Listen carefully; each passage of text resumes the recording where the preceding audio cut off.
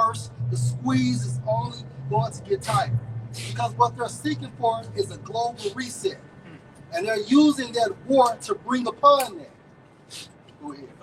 Yeah, sure. Man, it says the prophets that have been before me and before thee was all both prophesying against many countries and great kingdoms. You see? Why? A prophet will come to what? Give instructions and warning. You know? Meaning these other kingdoms, these great countries and great kingdoms, what? Offended the Creator, offended Yahawah BAHASHAM YAHAWASHI. They went off. So he sent the prophet to correct them, to say, hey, you're going off, you were wrong right here, you don't repent, you will be destroyed. Right. You know? Right. Because what? They're not up to the standards of Yahawah BAHASHAM YAHAWASHI. You see, Yahawah BAHASHAM YAHAWASHI has a rule set of how you should rule the world. That's right. And these countries have went astray from this. Right. And Esau's rule set or his instructions is what? Satanism. Like he leads the world in Satanism. All that Christianity, all of that stuff goes back to Satanism. Like since you made a beautiful point, get Joel chapter 3 and verse 1. Because Professor Ying is talking about that WW3 would not be inspired by nukes. America's going to get hit by nukes. Russia is going to get hit by nukes, right? North Korea is going to get hit by nukes. And it's all biblical. Go ahead, bro. This is Joel chapter 3, verse 1. Right. For, behold, in those days. Right, we're in this time frame now. For behold, in those days. So at this time frame, Joel was writing about what the future tense. So we're in the future right now. It's happening right now. Go ahead. And in that time, right, when I shall bring again the captivity of Judah and Jerusalem. Right, bring again the captivity of Judah and Jerusalem. Talking about what? The release of the nation of Israel. You so-called Negroes, Hispanics, and Native Americans based on the lineage of our fathers. Okay, this is who Yahawashi is coming to deliver from this wicked system. Right. Go ahead, bro. I will also gather all nations. Right, I will also gather all nations for what?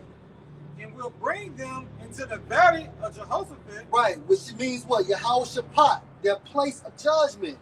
The location is the Middle East. Go ahead. And will plead with them. Plead in the Hebrew is going to judge. I will judge them utilizing the event of what? WW3. That's right. Go ahead, bro. And will plead with them there. Right, plead with them there. Right, the location, the Middle East. Go ahead. For my people, yeah, for sending us away as gifts, right? Profiting off our blood, building your dominions off our blood, and made no account of our labors. And for my inheritance, Israel. Right, and for my inheritance, Israel, the land, go ahead. You got to pay for what you did to our land. Right, all those wicked abominations, what you're doing to our land. And it's going to get nuked too, because that land has to be purified. But the difference between the land of Israel and the land of America, Israel, that would be our capital. That would be the world's capital. We would live in Israel. But America would never be lived on ever again. The new tenets of America, according to Isaiah 34th chapter, is going to be desert-like creatures. Right? So the new tenets is not going to be man, woman, or boy, girl. It's going to be what? Owls and lizards and cactuses and shit.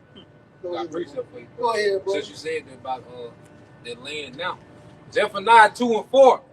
Gaza, this is the NLT. Gaza and Ashkelon will be abandoned. Ashdod and Ekron torn down. Mm-hmm. And what sorrow awaits. What's going to tear them down? World War III. WW3. That land has to be purified. Everything is spiritual. We're being purified right now. The 2/3 that's going to get left in America, they will get purified later by the nukes, just as the land is going to be purified. Go ahead, bro. And what sorrow awaits. Judgment. What Tupac said, payback. Payback. Go ahead, bro. They're talking about the land of Palestine. That's right. That's right. Go ahead. Who live along the coast and in the land of Canaan, right? For this judgment is against you too. That's right. The Lord will destroy you until not one of you is left. Not one of you left. So all you heathens will get out their land. And it's going to start with who? Amalek. Right? Amalek. You want to add, Breeze? No, you got it. Okay, go ahead. This back in Joel chapter 3. Yeah, you can stop at 2 too, bro. Whom they have scattered among the nations. I have with slave trades, right? The transatlantic slave trade. And did not Ishmael, as a point, I was reading up on that a couple weeks ago, didn't Ishmael have a slave trade? It was, hey, what they did to Jake, man, was worse. If you know, it might have been worse than what Esau was doing. That's why I said that, because every time he mentioned it, he get mad. Yep. I set him up. Yeah. It's a lot of Jake communities over there in Africa. That's why Jake is a fucking Muslim over there in Africa. All right? But then in that area, you got a lot of Jake communities. They outcasted, man. Because they're descendants of Jake that went into slavery. You got it. That's it. And part of my land. And part of my land. Go ahead. No, that's all it is. Yeah. This is the book of Luke, chapter 16, starting at verse 19.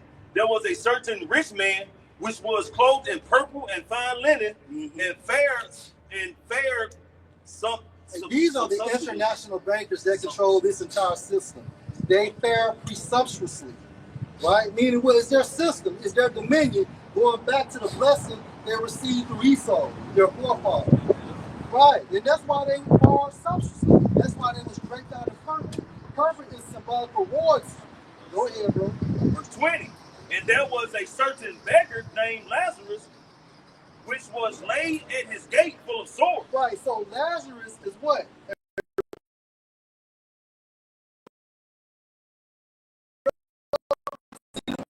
So, the sores is going into what? The curses spoken of Deuteronomy 28 chapter.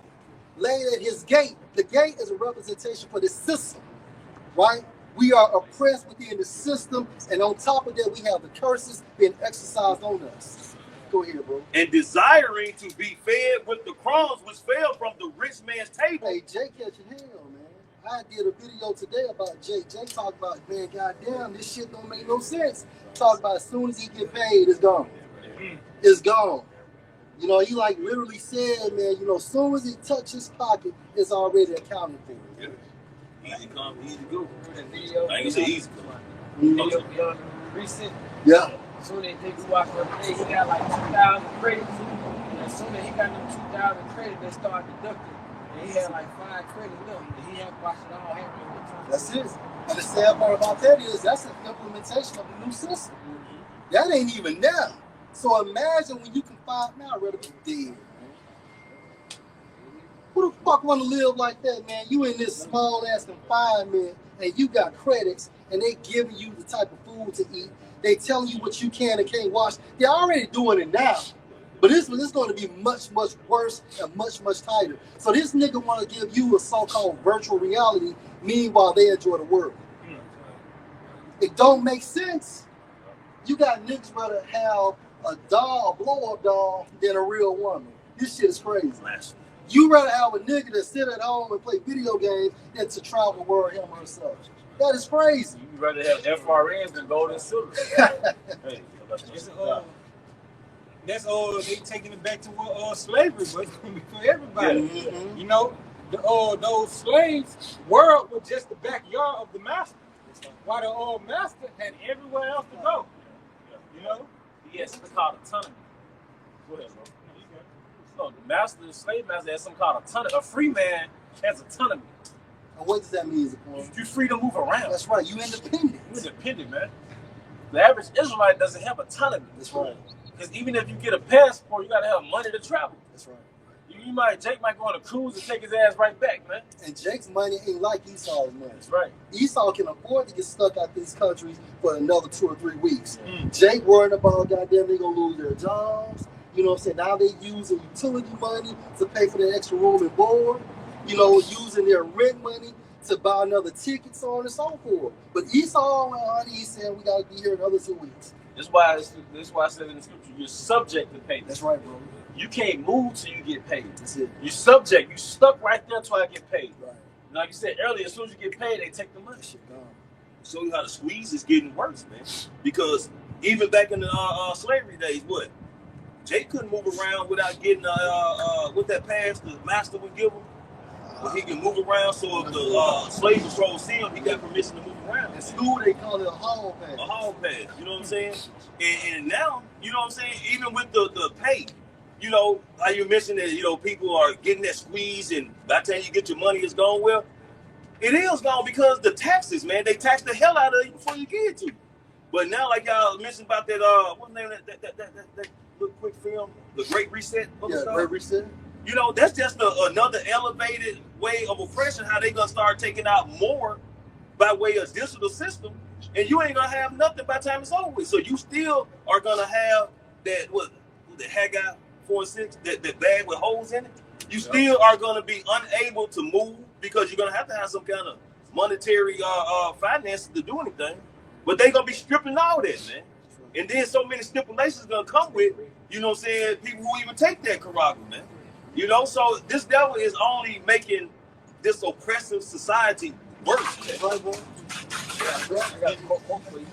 It says, when a society forgets that there are many things worse than death, that society itself will die. You said what now, bro?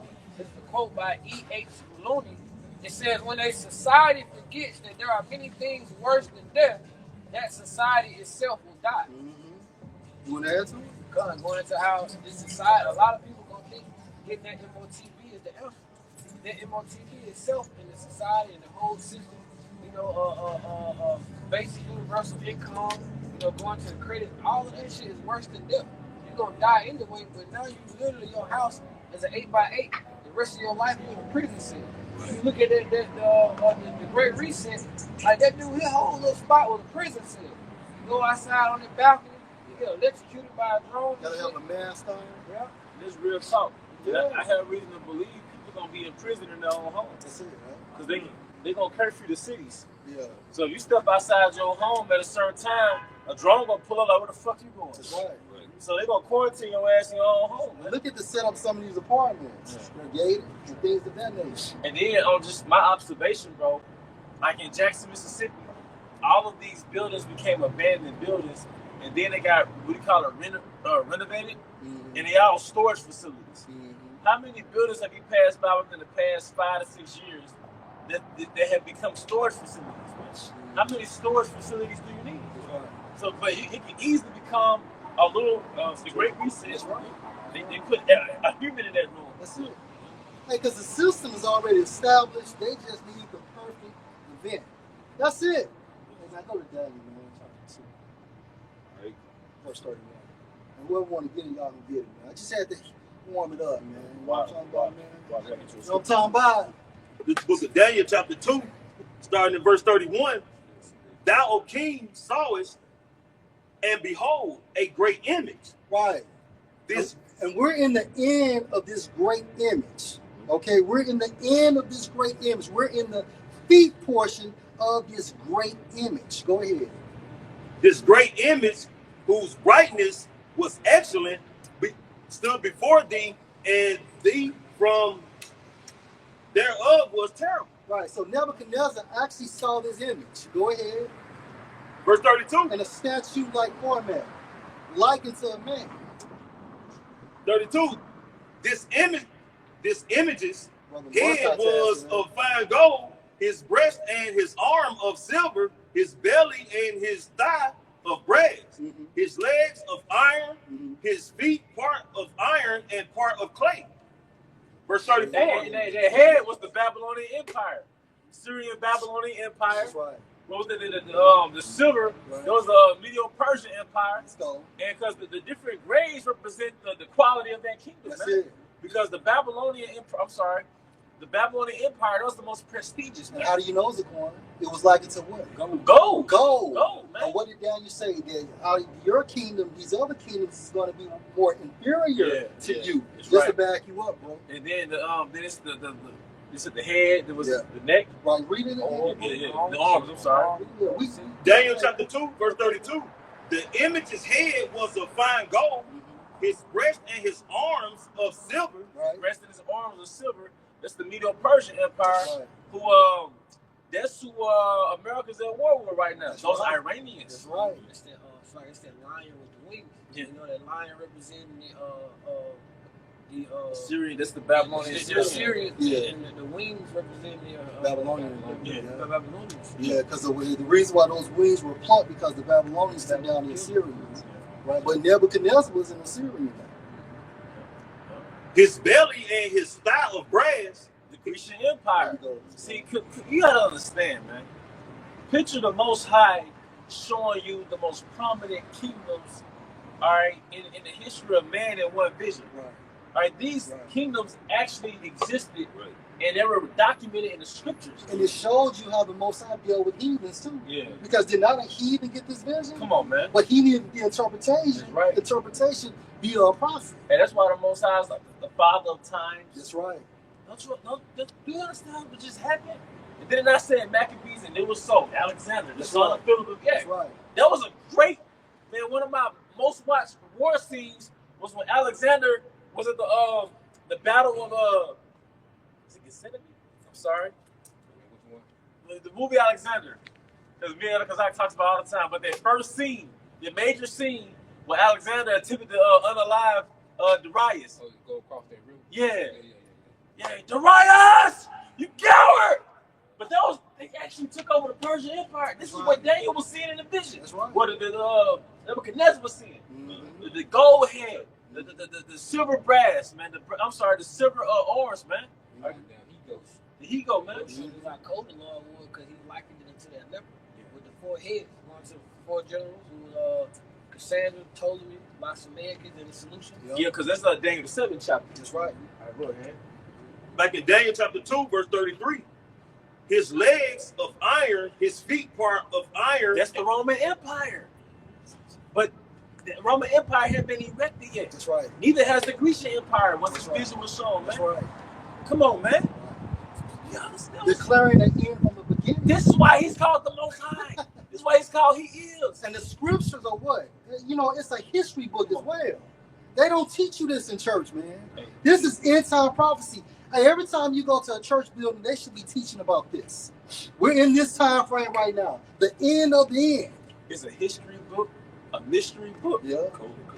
The code of conduct. Yeah. And I was trying to think of a word that describes the future, but it rhymes with history. You know what I mean? Right. All right, go ahead, brother. This is Isaiah 46:9. It says, "Remember the former things of old, for I am the Most High. There is none else. I am the Most High." So the Most High is the Most High. Even when you go into that term Most High, it goes into like an elevated position. So on the right hand and on the left hand, he has that highest position. That's why when those angels go to him in the spiritual realm, they have to look up to his platform, right? And right next to him, you have who? Yahawashi. You know, he's at his right, which goes into also the authority of Yahawashi. He's the highest ranking official out of the Most High in the spiritual realm. Because I think, brother, you go into like the history of like, you have a king. His number 2 is always sitting at his right at the table. Mm-hmm. It says, I am the Most High, and there is none like me. Right. Verse 10, declaring the end from the And beginning. that's the point. Declaring the end from the beginning. Right? And we have the documentation. We're in the book of Daniel, the 2nd chapter. Declaring the end from the beginning. Go ahead, bro. Hey, if I can say this, we always speak as this is the Lord's movement. How can you write a script if you can't declare the end and the beginning? You got to have all that mapped out to go ahead and start your production, man. You just can't start writing the movie and expect it to play itself out. And the Lord has already wrote the whole script, man, from the beginning, Genesis, to the end with Revelation, man, and everything in between.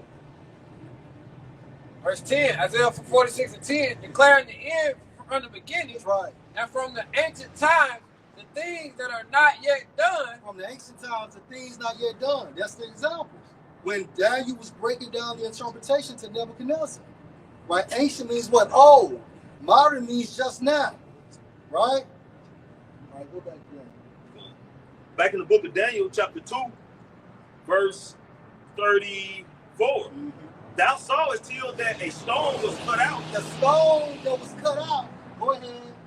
Without hands. Without hands, go ahead. Which smote the image upon his feet. Which broke the image. Which broke the image, meaning what? That Yahawashi is coming back to destroy Esau's rulership. Now, that stone without hands. You know, Elder Kazak always goes into, basically he's coming back in technology that this world has not seen. Now get your precept. Okay, this is 2nd Ezra chapter 13, verse 6. But I beheld, and lo, he had graved himself a great mountain, and flew up. That's that stone. That's that stone. The spaceship, the chariot. That's right. That's right. right. A cloud. A cloud. A cloud. Whirlwind. A whirlwind. Whirlwind. You know? And flew up upon it. Area phenomenon. UAP. Hey, flew up on it. Hey, some speculate that Yahawashi gonna be standing on top of that thing. Hey, that's how Jay used to do back in the day. Stand up on top of the hood of their whoops. Yep. Who knows? Because they used to call it, then Jake used to ghost ride the whip. That's right. Because look, Jake is very ostentatious. That's right. Jake is very, like look at me. Mm-hmm. I remember one picture of Jake out of LA. I think it's Jake back when they had Jerry curls and shit.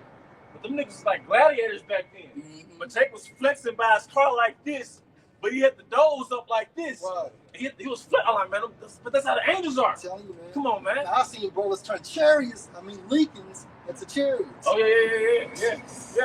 That's fine. Here's 2016. This book, Isaiah chapter 28, starting at verse 16. Therefore, thus saith the Lord Yahawah power, behold, I lay in Zion for a foundation. Zion a stone. is also known as the nation of Israel. You lay in what? A stone. A stone. Yahawashi, go ahead. A tried stone. Yahawashi. A precious cornerstone. Yahawashi. A sure foundation. And what was that stone that smote the image? It's Yahawashi. The Bible is codified. You have to have the Holy Spirit in order to understand what you're reading. But you have to have teachers too. Because you still can't figure it out without a teacher. Go ahead, bro. He that believeth shall not make haste. Yeah, he that believes shall not make haste. Go ahead. Judgment also will I lay to the line. No, that's pretty much it, bro. Now go back to what you got. Okay. All right, I'm gonna close it out. I got you, bro. Go ahead. Verse 7. But I would have seen the region or the place whereof the hill was graven. Meaning this damn ship is so big, it's lucky for saying, damn, this doggone ship is so big that he can't even see where it starts nor where it ends. So it only makes sense that, I think it's in Revelation 11 chapter, if somebody can fact check me, that basically talks about a cloud. That it only makes sense that the elect will be beamed up together. Right? That's how gigantic and big and massive that ship is. And Isaiah the 6th chapter, it talks about this ship is so big, smaller ships was flying out of it. You know how big that ship has to be? Smaller chariots are flying out of it. Independence Day, they showed. Right. But we're crazy. Go ahead. It only makes sense. That could be that same chariot that we came from ancient Egypt. Mm-hmm. You know? I think that's in Corinthians goes to about that rock that followed the Israelites and led the Israelites. Yup. That rock was Yahawashi. That's right. And how many, you had, what, million plus coming out of Egypt? Yeah. I mean, that had to be a hell of a ship, a chariot, to be a pillar by day and fire by night, man, to cover, to overcast all those Israelites that was doing the exodus. Because you could look at them, if you in the front, you couldn't see all the way to the back of the Israelites that was walking. That's right. You know? That's right. Just to make a quick point. No, hey, get Ecclesiastes 1:9, young y'all. Ecclesiastes 1:9. And then Malachi 3:6, Yahawashi said, Yahawashi says, I changed not. So how we left the last time is how we gonna leave this time. Just more glorious, man. Prepare for glory. Right. You go ahead, bro. This Ecclesiastes 1:9. Right. The thing that have been is that which shall be. Hey, the mechanism of us being delivered, right? That fathership, go ahead. And that which is done is that which shall be done. Right? And there is no Meaning what? What shall be done? Us getting up out of here. Leaving out of ancient Egypt, right? Which is modern day America. Go ahead. It says, and there is no new thing under the sun. Hey, there's no new thing under the sun. So, hey, the same vehicle, man. A large, gigantic chariot, right? That fathership. And it's not a mothership. It's a fathership. All right? Go ahead, bro. The 2nd Ezra 15 and 11. But I will bring them with a mighty hand and a stretched out The arm. mighty hand is talking about Yahawashi, the Son of God. He's coming back. A mighty hand. Hey, what did Yahawashi say in Isaiah the 63rd chapter? I will not meet you as a man. So this time he's coming back as an extraterrestrial being, man. And he's going to be inside of that fathership as he's leading thousands and thousands and thousands of the angels out of the spiritual realm into the earthly realm. Right? This is going to be spectacular. Just like what? Isaiah 27 chapter, Salaki. Isaiah 47. He even got these numbers in mind. Go ahead, bro.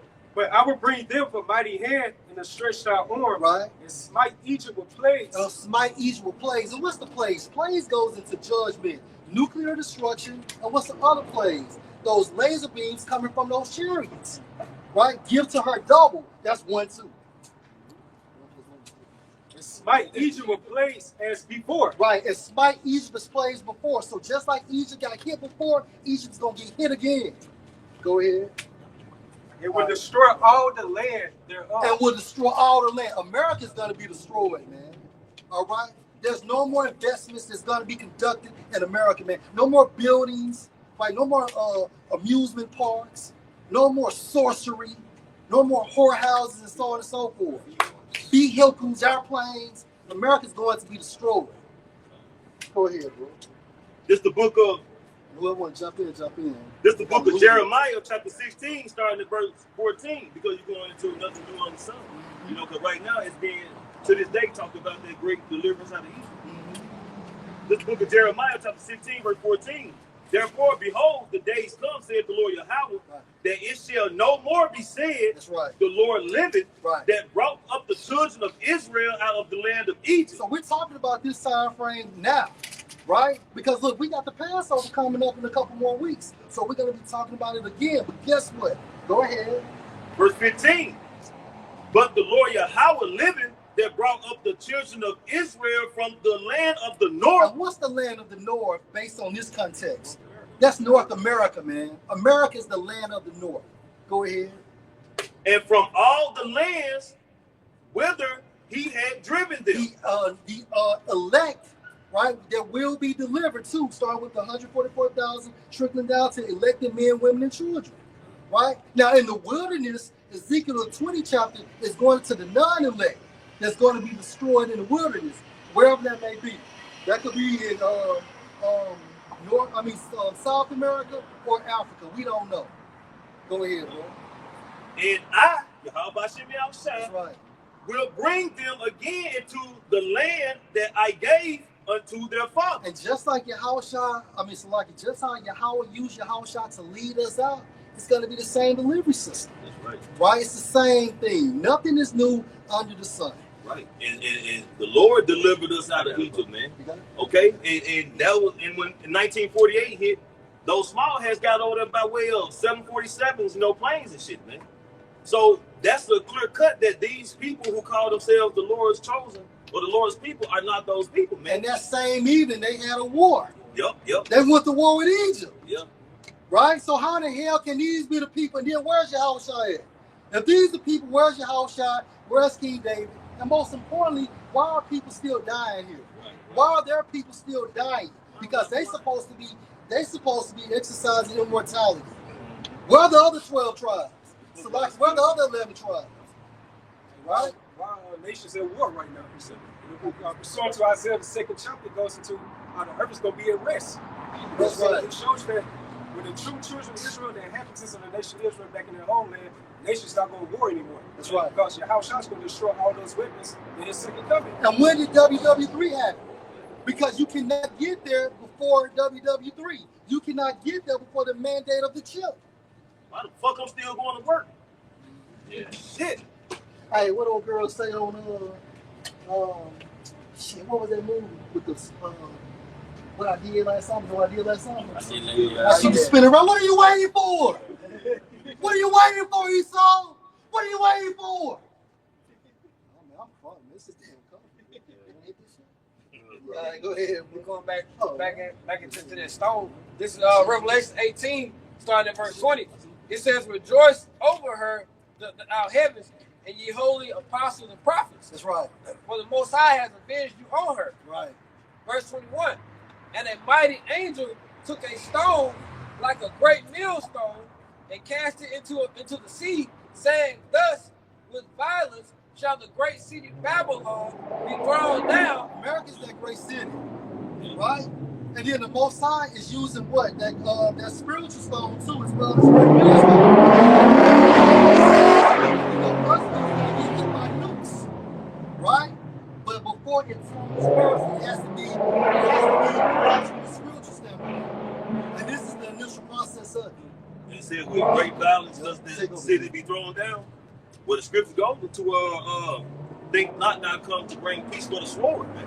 So the Lord is bringing violence. He's bringing the sword. It's going to be a lot of bloodshed. It's going to be a lot of death and destruction, man, because of the complete disrespect, the lack of acknowledgement of a higher power. You know what I'm saying? And so on and so forth, man. So the Lord is coming to bring fear, pain, destruction, sorrow. You know what I'm saying? To get his point across, man. That he is. And that's the perfect balance too, because look how America got so-called established. Right? About bloodshed, about lies, you know what I'm saying, about genocide pretty much. So therefore, Yahawah Bahashem Yahawashi is the perfect balance. He's going to end it up by this same type of fate. You know, America about to get ready to get its just due very soon. Right, bro. Those atomic bombs. Yeah. You know? Those people still suffering with it, man. And look how he put up that Japan this week. Like he threw a shot at Japan. That's what asking for help, man. Helping everybody. Yeah.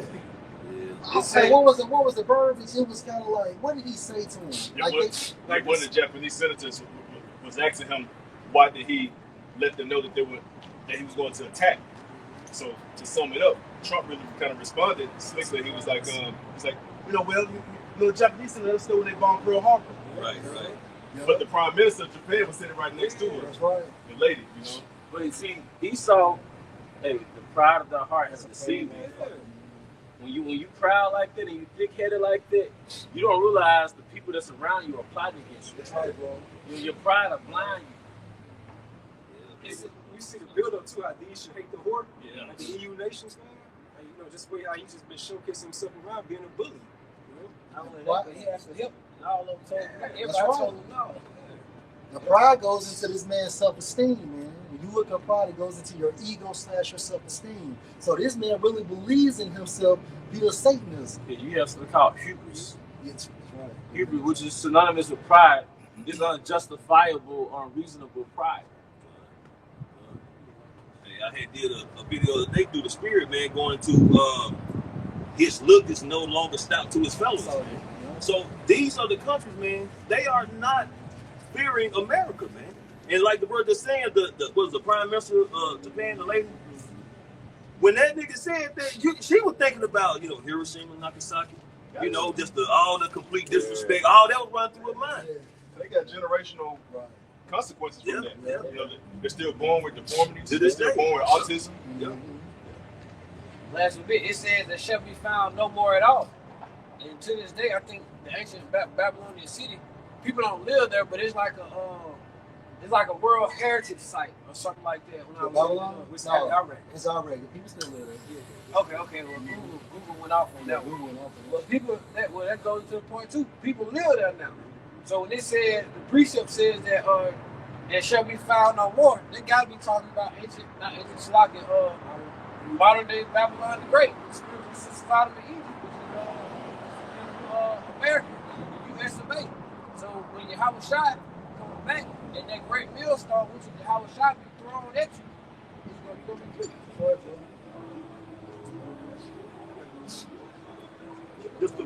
This the book of Proverbs, chapter 16, verse 18. Get to the point. You'll get to the point. Proverbs 16, verse 18. Pride goes before destruction, and a haughty spirit before a fall. And it's going into the nature of the king of the earth, man. It goes to the nature of Babylon, man. Babylon is a proud whore, man. Like this how what's it? The word imperious, because the word imperious, the Most High personified Israel as an imperious whore. The Most High personified Israel as an imperious whore, but Babylon is an imperious whore, man. You know, a fucking imperious whore. The mother of harlots. And it's the way you conduct yourself amongst the other kings of the earth. When you're a king in the earth, talking about Babylon, you know, the representative is Donald Trump. This is the way you conduct yourself amongst other kings. It's like etiquette.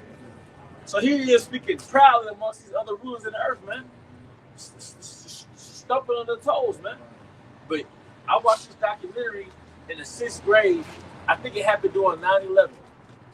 I was in the 6th grade. We had to watch the documentary. And basically the documentary was implying, like, you know, America bombed Japan, and basically it was alluding to World War III. Like, you think they were saying in the documentary, you think Japan forgot about that? And those jobs ain't forgot about this shit. The countries don't think like that. They don't have a short attention span like that. Have we forgotten 9/11? Yeah, but exactly right. So they want us to forget about slavery, but the nature of a society, the nature of a nation, they don't forget about the atrocities that happened to the people. Did you forget about the H-Couse? Right, exactly. The small heads, you can't say their name to this day. I got to speak in code to this day, man. You can't speak on the H-Couse, but you expect them to forget about Pearl Harbor. I'm sorry, Hiroshima, Nagasaki, man. Come on, man. But you think the nation should hate the horrible. I'm talking to a something. All right, imperious. The definition etymology online of a dominating character. Of a dominating character, man. And that's the nature of America, man. They force their central banking system on you. They force their ideologies on you. They force your country to turn to a whore. Or nothing is more vexing than your woman's friends who are whores. Nothing more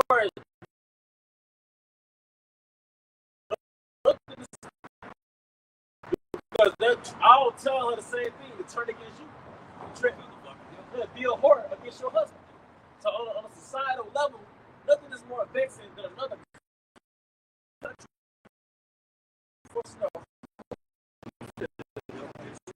Real quick, and this is Genesis 27:40. And by your sword shall you live. You're forcing that whoredom, man.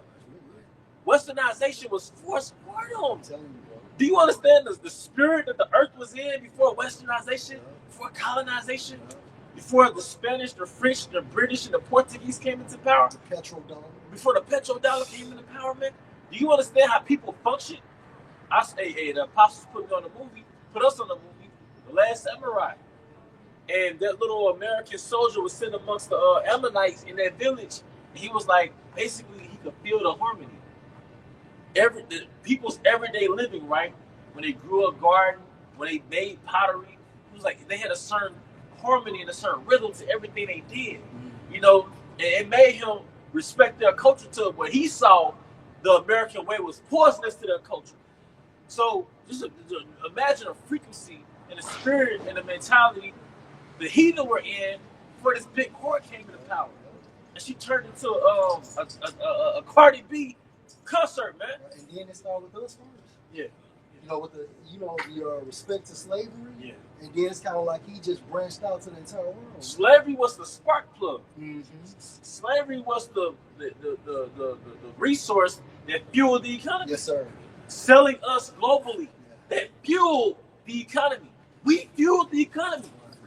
Free fucking labor. Come on, man. I already called it right gold. Yeah. Cotton. Cotton. That's Mississippi, man. Yeah, The most black and brown, though. Yeah. Us. Like you got. And look, everything is a relic. Everything traces back to slavery. Yeah. Like you buy rum. Rum it goes back to the sugar can on the island. You buy Coca-Cola. And they recently changed our favorite rum called Plantation. Yeah.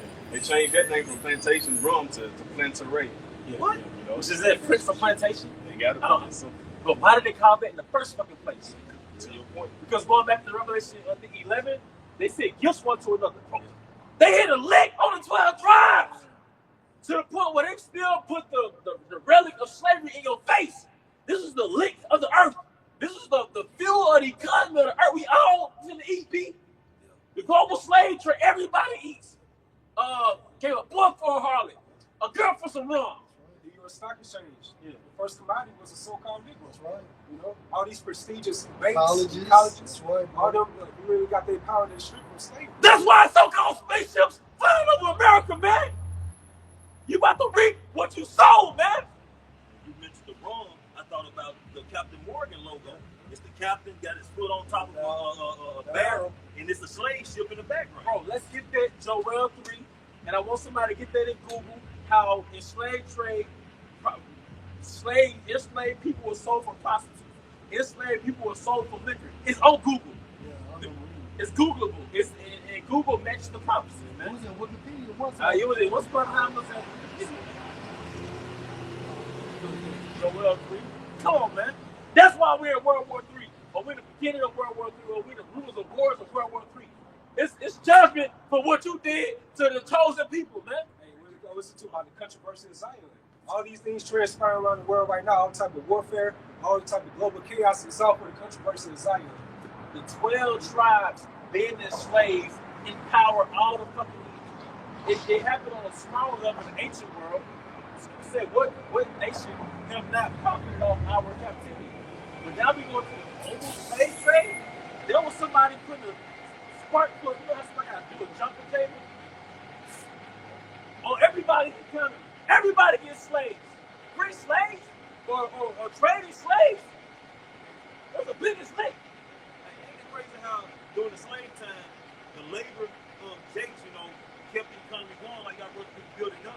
But even to this time today, the poorest people, the Israelites, dollar is what keeps the economy going. The nigga dollar. And then guess what? It's specifically set up to constantly fear the economy. Back then they had a breeding farm. You get the stud with the nigga bitch, breed together, make slave babies on the farm. Now what do you have? You got the projects. Get the nigga bitch in her little apartment, and we give her vouchers for breeding them little babies with no daddy. Incentives for breeding them little babies. And what happened to them little nigga babies? Either she's a whore, that's gonna breed a little more slave babies, or he's a YN to be a part of the prison industrial complex. It's a new breeding form, man. Why would you destroy a system? You really gonna get rid of a system that put triggers of dollars in your pocket? No, you're gonna refine it. Polish it up. Yeah. You shoot up the club, niggas die, you change the name, it's still a club. You put a new name up, the club was making money, why would we stop this shit? Come on, man. All right. This is the book of Joel, chapter 3, verse 3. And they have cast lots for my people, and have given a boy for an harlot. Given a boy for a harlot. So did Google pull some up? Right, go ahead, bro. So it says, I asked, were black slaves sold for liquor? From the Google AI overview, it says, yes, enslaved black people were sold for liquor, particularly rum and brandy, as part of the transatlantic slave trade. I'm still dwelling on it. Joel 3:3. And they have cast lots for my people, and have given a boy for an harlot, and sold a girl for wine that they may drink. Sold a girl for wine. Now we know what wine it was. Rum, brandy. Where did they get the rum and the brandy from? Most likely the sugar from the sugar cane on the islands. That's why you had so-called Haitians on the fucking islands. Which is why you got so-called Haitian souls out there in Florida. That's why you got Jake from New Orleans with Haitian fucking distinctions, man. Because they're Levites. Well, a lot of them. Some of us are Levites. From New Orleans, by way of Haiti, by way of West Africa, by way of Jerusalem. Hey, I couldn't find it. What did you say, bro? No, I agree with you. I couldn't find it last time you said it. You see, this lady was on the top. I couldn't find it last time. Yeah. Okay. The book of Joel, chapter 3, verse 3. And they have cast lots for my people, the Israelites, and have given a boy for an harlot. And you indigenous niggas said the slave trade never happened. You niggas is stupid. You niggas is stupid, man. You niggas is stupid. Then you self-hate niggas want to be everything but an Israelite. You want to be everything but a so-called Negro. And all them goddamn artifacts used to be in those museums when we used to go for elementary school. You know, you go to those museums, they would tell you we were slaves. The Civil Rights Museum. Right. They had the artifacts. The conversations. Which your great-grandparents told they children on down. You had a conversation. Maybe they just weren't listening, man.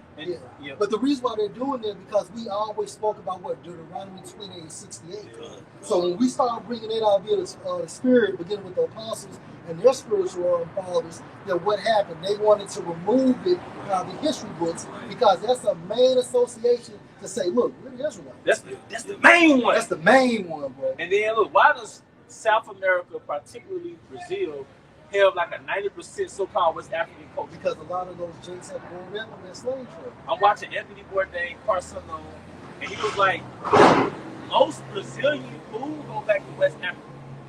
You remember when Michael Jackson did this song? All I really want to say is they don't really care. But that was an African vibe in here. Yeah. That was in Brazil, but that was a West African vibe because that's a Southern Kingdom out there in Brazil mixed with Northern Kingdom. You see, but why is there a heavily West African influence on South America? Right. And we were all indigenous to America. It just come on, man. They make perfect sense too. Just like when you go out to Caribbean cuisine, you got the Cuban, you got the Vegemite, you got the Dominican food. All of it is semi-similar, but we also desire it. So it makes sense. What's the main source? Chicken. They different flavors of Different chicken. seasons. Different seasons. But guess what, though? You go to a West African restaurant, it tastes similar to the island Yeah, food. that's right. It tastes similar to the island food, man. Rice and beans. Come on, man. So, you gotta hit me with that. Brothers have been to Haitian restaurants. You know, brothers have been to Brazilian restaurants, Cuban restaurants. But brothers have been to the African restaurants, Right. and it's similar to them, bro. Punjabi style restaurant. Yeah. Well, it's a different category, but Why does a lot of the I'm sorry, you still talking? no. I'm just thinking about food. Why does we know we're gonna do Alpha Camp out No, there, right? You know why does freaking Vegemite music sound like fucking Afro beats? Why does the West African vibe come off like a island vibe? Well, reggaeton comes from Benjamin. Yeah. Yeah, So- reggaeton. El Kazaki did a video on it. So why the fuck do people look at brothers like me and you and say, bro, you from Africa? Yeah. They're like, bro, you like you from brother, you like from South Africa.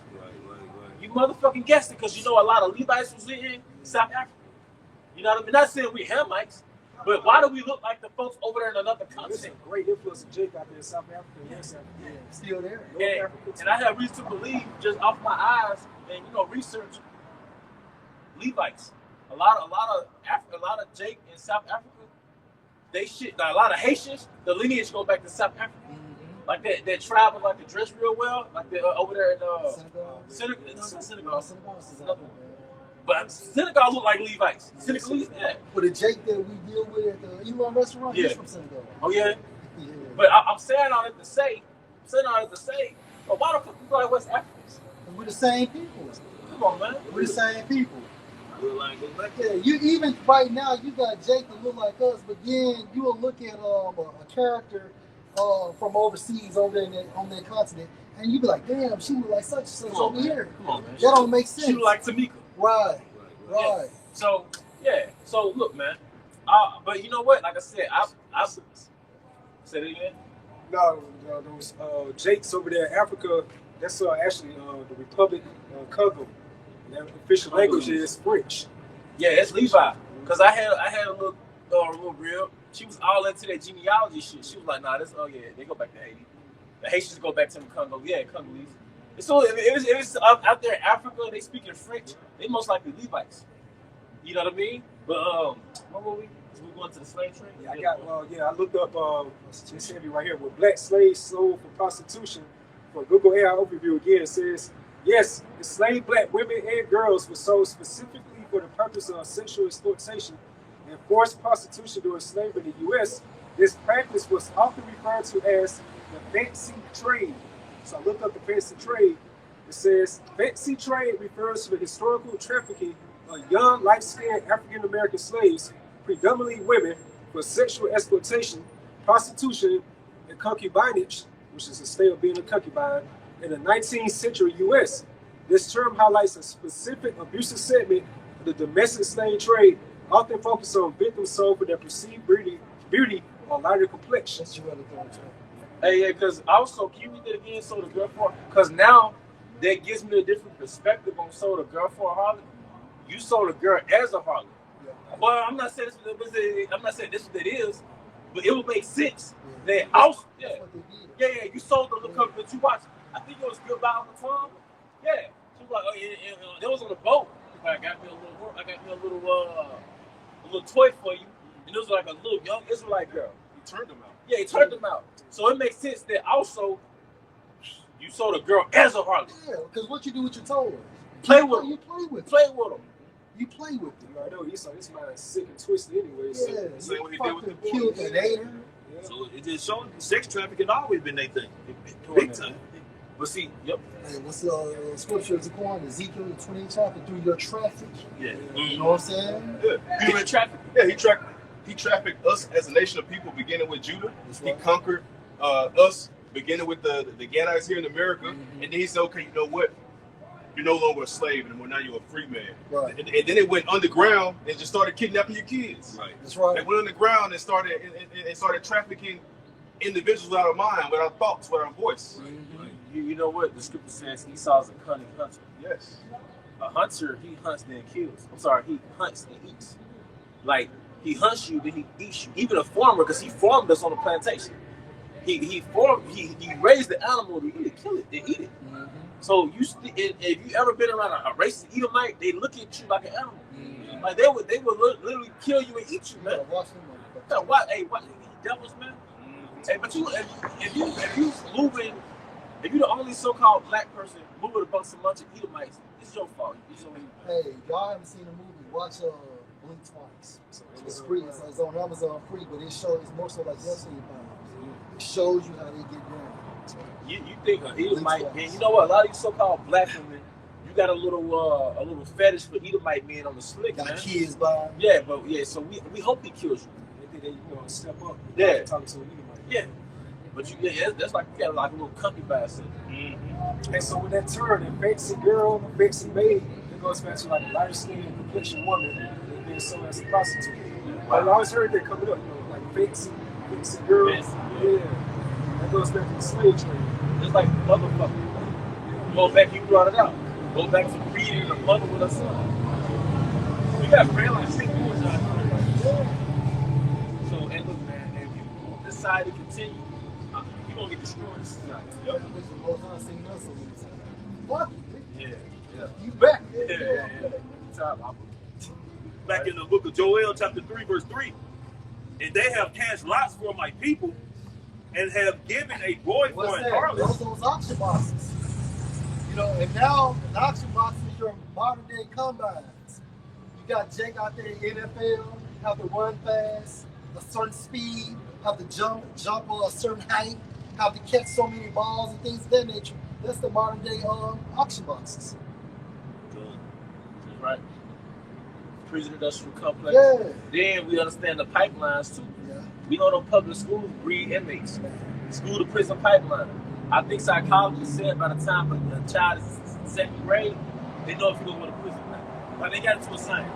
By the time the little Israelite boy is in the second grade, they know based off his behavior, if he's a 7, 8-year-old, he's gonna be an inmate. And think about the school system in prison. You have segments for alarms. Yeah. You have the school bus. You know, everything is structured to their curriculum, so it's grooming you to be a fucking inmate. Where you school lunches like prison food. Yeah. You have the train, stand by one in the bus line. Even the music industry. Remember Bobby Servant, video with viral him, recording from the record label? Yeah. He used to act like a straight monkey out there, man. While these so-called white people was just looking at him, like laughing. Sliding on the table, the auction box. You standing up on the table, sliding on the table, Because performing on that. Okay, yeah, just performing on that auction box. I wouldn't be surprised if the word boy toy went back to Israelite boys too, man. I wouldn't be surprised, yeah. Because I mean, like I speak as a man, but you know, I know how Edomites look at Israelites. I know it's a documentary like in Dior that show you like when those European, so-called white men come from Europe, they be bound on little boys to be on the beaches. Yeah. So they be prostitute boys out too. Yeah, they'll go from Europe to South Africa with local goods and prostitute their own little ones. And they look at the Edomite like, oh, we got an Edomite customer, we're gonna get a lot of money. That's how fucked up it is, man. But you Edomite men, y'all love Israelite boys, man. Be careful, man. Be careful with your little ones. Back in, No, you good on that. Yeah. And this is I got two. This is Revelation 11:10, and they that dwell on the earth shall rejoice over them. Because the global slave trade, particularly the transatlantic slave trade, that was the biggest lick in existence. Yeah. You know, they really fueled everybody's economy. That's right. Because you got something called the West Indian Company, the Dutch Company. Yeah. All this shit was fueled by the slave trade. Yeah. Even the British Empire, that shit was fueled by the slave trade. The Industrial Revolution was really fueled by the slave trade. All right, it's just so much British infrastructure, American infrastructure. It was fueled by the slave trade, man. Free labor. Bro. Free labor, and I think it was like 24 million hours of free labor. Yeah. You know, there's so much that happened that was fueled by free labor, man. The best thing that a kingdom would have is slaves. You know, what's the point of having land and resources if you can't extract the land? If the kings don't do it, no, you're slaves. So, man, hey, you being in this planet Earth as a ruler, man, you really have. And Esau's such a parasite that he really pillages the earth to the point where the earth is on record off balance. Deforestation, global warming, endangered species, because you have a very covetous nature. All right? Mm-hmm. Yes. Can I finish it? All right, yeah, go ahead, bro. And this is so back into Revelation 11:10, and shall send gifts one to another, because these two prophets tormented them that dwelt on the earth. The northern kingdom and the southern kingdom. We had every other nation in subjection under King David rulership. Because under King David, you had what? The northern kingdom and the southern kingdom. Right. And what it said, we tormented them because we had everybody under our subjection. That's why you had Moab speaking Hebrew. You had the Moabite stone is Hebrew on there, bro. Yahawah. You had Yahawah. Right. And then you had it's recorded in our history. In King David's army, you had what, 2 lion-like men of Moab. Who taught them martial arts? But it says in Psalm, King David said what? The Most High taught his hand to fight. To break the boat. To leap over walls. So Yahawah taught King David to fight. And then the Moabites got trained in King David's army. Yeah, when you see these old kung fu movies and you see one man fighting 100 people, that comes from the scriptures, man. That's like King David, things of that nature, the mighty man. Because if you're fighting, back in the day, time would just slow down. And it's like you could just see as you're throwing a punch in slow motion, or if somebody's hitting you, it's all in slow motion. King Arthur was the same thing. So that's what the Most High did. He allowed time to just basically slow down for King David and the mighty man, man. Yep. Yeah, go ahead. This is the book of Sirach, chapter 25, verse 7. There be 9 things which I have judged in my heart to be happy. And the 10th will I utter with my tongue, a man that have joy of his children, and he that liveth to see the fall of his enemy. And I brought that up because, we just talking about the slave trade, the trafficking. We have not, since then, we have never really got to enjoy our children, man. You know what I'm saying? We have never really got to enjoy our children. But now we're witnessing the downfall of our enemy, and we know that time is coming when we're going to be able to actually enjoy our children. We're going to know our children can dwell safely, man. But right now, like we just said, you got to watch Esau, man. You got your child walking up the street. If they weigh less than 130, they going to snatch them up, man. Yeah, but they've been doing that. Yeah. You remember back in the day when we were coming up, you had those milk cartons. Yep. You go to the grocery store. Have you seen me? Have you seen me? They've been doing it. Yes, White express vans. Yeah. Be kidnapping little kids. Yeah, have you seen me? That's that nigga that, steal your wallet, then help you look for it. You know what I mean? Yeah. Psycho. And they never came up missing. Right. Never came up found. Right. Great majority never came up found. But you watched the movie, they cloned Tyrone. They showed the little underground laboratory. Jake was in them glasses, in them cages. Yeah, Keisha in there, Jake in there. That's real talk, man. Super experiment. Super experiment, man. And it'll be a spot you'll never guess when it'll be in the middle of the middle. Right. Yeah. Under a 7-Eleven or something. I got something for you. It states the enslaved so-called African people provided over 200 years of coerced, unpaid labor that was foundational to the U.S. economy, producing well over 60% of the nation's wealth by 1860. They generated billions in value at over 2.7 billion in 1860. And somebody get $2.7 billion 1860 compared to that amount today. Now, what's his worth today? 2.7 billion, and that's probably lies right there. Yeah, way more. Yeah, it's way more than that, man. But we'll still get that little assessment in today's value. We got to factor in hyperinflation. You know. All right. They ain't got the nerve to call people lazy. You know what I'm saying? We should be. You know, you just think about slavery really enriched America, man. That's right. It served really like an economic engine for the 19th century. You know? And after 200 years, anybody be tired. Right. You know, because after 200 years of the physical, we have to go through what? How many years of the mental? Yeah. 350 something years? Man, that's a long time. That's even worse than mental. And that's pressure. Yeah. That's a lot of pressure. So you've been pressing down on these people for hundreds of years, and you still look at them with an evil eye. Right. Then you work, Jake, 12 months out the year. You know. Then they got the nerve to say, you know, it was, your forefathers, but we are our forefathers coming back in the process called reincarnation. So you are your forefathers too. That's why you're going to be judged so harshly. That's why you got that term called PTSS. I can read it too, which goes to post-traumatic slave syndrome. So it's pretty much like an imprint of a lot of people's DNA. That's why we have like certain fears and phobias like water, drowning, those of that sort. Or doctors, you know, Yeah, doctors. especially Needles. Needles, Yep. handcuffs, flashing We've lights, been traumatized, man. bells. I got a precept for you for your point you just brought out. This is a Lamentations 5 and 7. It says, "Our fathers have sinned and are not, and we have borne their iniquities." That's right, man. It shows you that we are our forefathers coming back again in the process called reincarnation. That's why nothing is new under the sun. The same people that was doing things before time, the same group of people more than likely are here back again, repeating the same scenarios. Because the Most High said he visit what? The third and fourth generation. That's right. How does he visit the third and fourth generation? You Based always upon coming something back that on they Earth. did. You coming back on Earth? Reincarnation. Yep.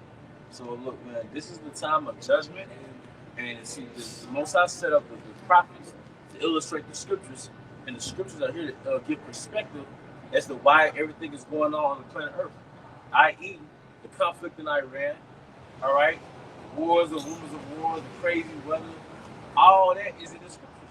But basically, these are labor pains that happens before the sun enters the womb of the earth. I think, like you said, it's no such thing as the mothership.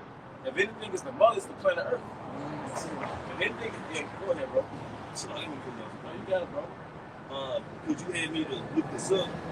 You asked in 1860, slavery made about 2.7 billion. How much is that worth in today's time? So just gonna kind of breeze through it. Today, that 2.7 billion is worth 90 to 110 billion today. Okay, then when you go to the context, it says enslaved people were tragically and the single largest asset class in the U.S. at the time, larger than railroads and factories. The value was comparable to a huge share of the total national wealth. You know, Esau goes off on the numbers. I'm thinking trillion. I'm thinking trillion. They trillionaires. Well, there are trillionaires, man. And Esau, he functions off of exploitation, man. But you got to remember, too, he enslaved the Hamites. During European colonization, this man enslaved the Northern Kingdom, the Southern Kingdom, Africa, West Africa, Central and South America. You enslaved continents full of people, man. And he still was fucking over his people over here making money out of them. Yeah. So, but, hey, look, man. Because, look, then what happened before slavery, we had that railroad that was built from the East Coast to the West Coast to get what gold, huh? Chinese, Yeah, come on, to get that gold from the West Coast back to Europe, man. Hey, somebody get a mic up about that covetous, man, how they covet fields. That's why I call San Francisco 49ers. Oh, yeah.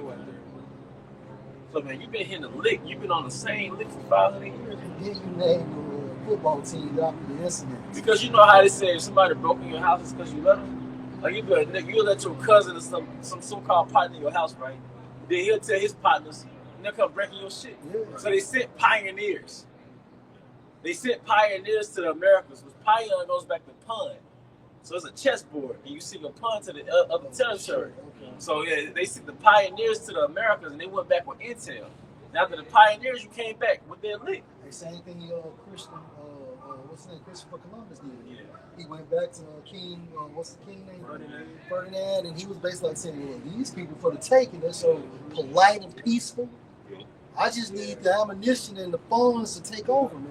Yep. Now, this shit gonna be sweet. Easy. Yep. This is Micah 2:2, and they covered fields and take them by violence. It can't be simple. A field don't mean, oh, they got 2 acres of land. It's the world. It's the world. You covered countries. You covered, what does it mean? You want the resources, man. Right. And you've done that all throughout the world, man. That's right. But going back to the blessing, they're not the, a dynamic in that blessing. It stated they should get the fatness of the world, the fatness of the earth. These are your best places. See, Trump tapping more into that spirit now. You know, somebody will cut in Cuba, Ecuadorian. Yeah, as he's losing. Ecuadorian.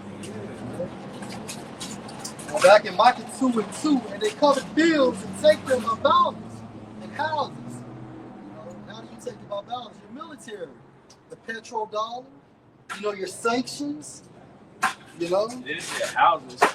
You know, a house also going to like a family's legacy. Like, you went to these other countries, man, and you overthrew royal lineages, man. Mm-hmm. Like the last monarch. You know, you overthrew houses, man. The scripture talks about removing landmarks. Right. Because you gotta understand, outside of America, you have houses that existed 4, 5, 6, 700 years. You had monarchs going back to the Dark Ages, man. Mm-hmm. The Esau overthrew, man. I mean, the elites, man. Y'all was something else, man. All right. And take them away, so they oppress a man and his house, even a man and his heritage. Man, central banks. Yeah. Northern Kingdom, Southern Kingdom in their own country. This is their house, man. And you oppress them, man. But you stuff them off to a reservation, Right. give them a little casino money. Right. The average guy that's an alcoholic, Right. strung out. You know why? He's oppressed. He can't drink alcohol, he's drinking rubbing alcohol, calling it power water. Yeah, I remember that movie, The House of Rothschild. You know, it came out in 1934. They show you Mayor Herschel Rothschild was on his dying bed. He had all his different sons like around the bed. And he was just like reporting them. You're gonna take over Europe. You're gonna take over Germany. France, you know, things of that sort. It shows you that's how they started them when they started coming in houses. They're worth more than billions. They're worth trillions. Yeah. And not more than true. Yeah. These sons of bitches ain't worked since 13 fucking hundreds. And they don't deal with dollars. They deal with silver and gold and natural resources and people. They gave that's why they gave the monopoly board. That's mockery to you. Right. The monopoly board was what they was doing to you. That's why the average person has monopoly money. The whole earth is dealing with paper money. I mean, millions of majority of the earth is dealing. Meanwhile, the elites, they hoard everything. Man. And this devil's so wicked and petty, man. Like oppressing your house, he even take it to your front door, man. Pushing the matriarch, you know what I'm saying? Dictating that how the woman pretty much get all the benefits and the man can't live there because he get particular benefits from the government. You know, he's just doing too much, man. And meanwhile, his woman's in order. Right. His children are in order. In a mansion. Right. Meanwhile, when they eat, their fucking cattle is slaughtered right before them. And you think these niggas are going to fast food spots? Even the lower luminaries, man. I was watching this documentary how billionaires eat. When they get a cow ordered, it has to come from a particular form, and that steak has to come from a cow that has a particular number on it. Look at that. Yeah, it get real specific because them billionaires on up, they're very particular about what they eat. Yeah, like the yogurt or some shit, it has to come from a cow that was branded with a certain number of a certain form. It's that particular. Man. And think about this, and we know they're blessing, but at the same time frame, them fucking heathens are eating right too, bro. The things we consume and put in our bodies, they're not doing that. They have the best wine, the best alcohol, the best drugs. Well, I could pretty much ascertain that in the ideal New World order, the average citizen will be eating impossible meat. They could be eating beyond meat, impossible meat.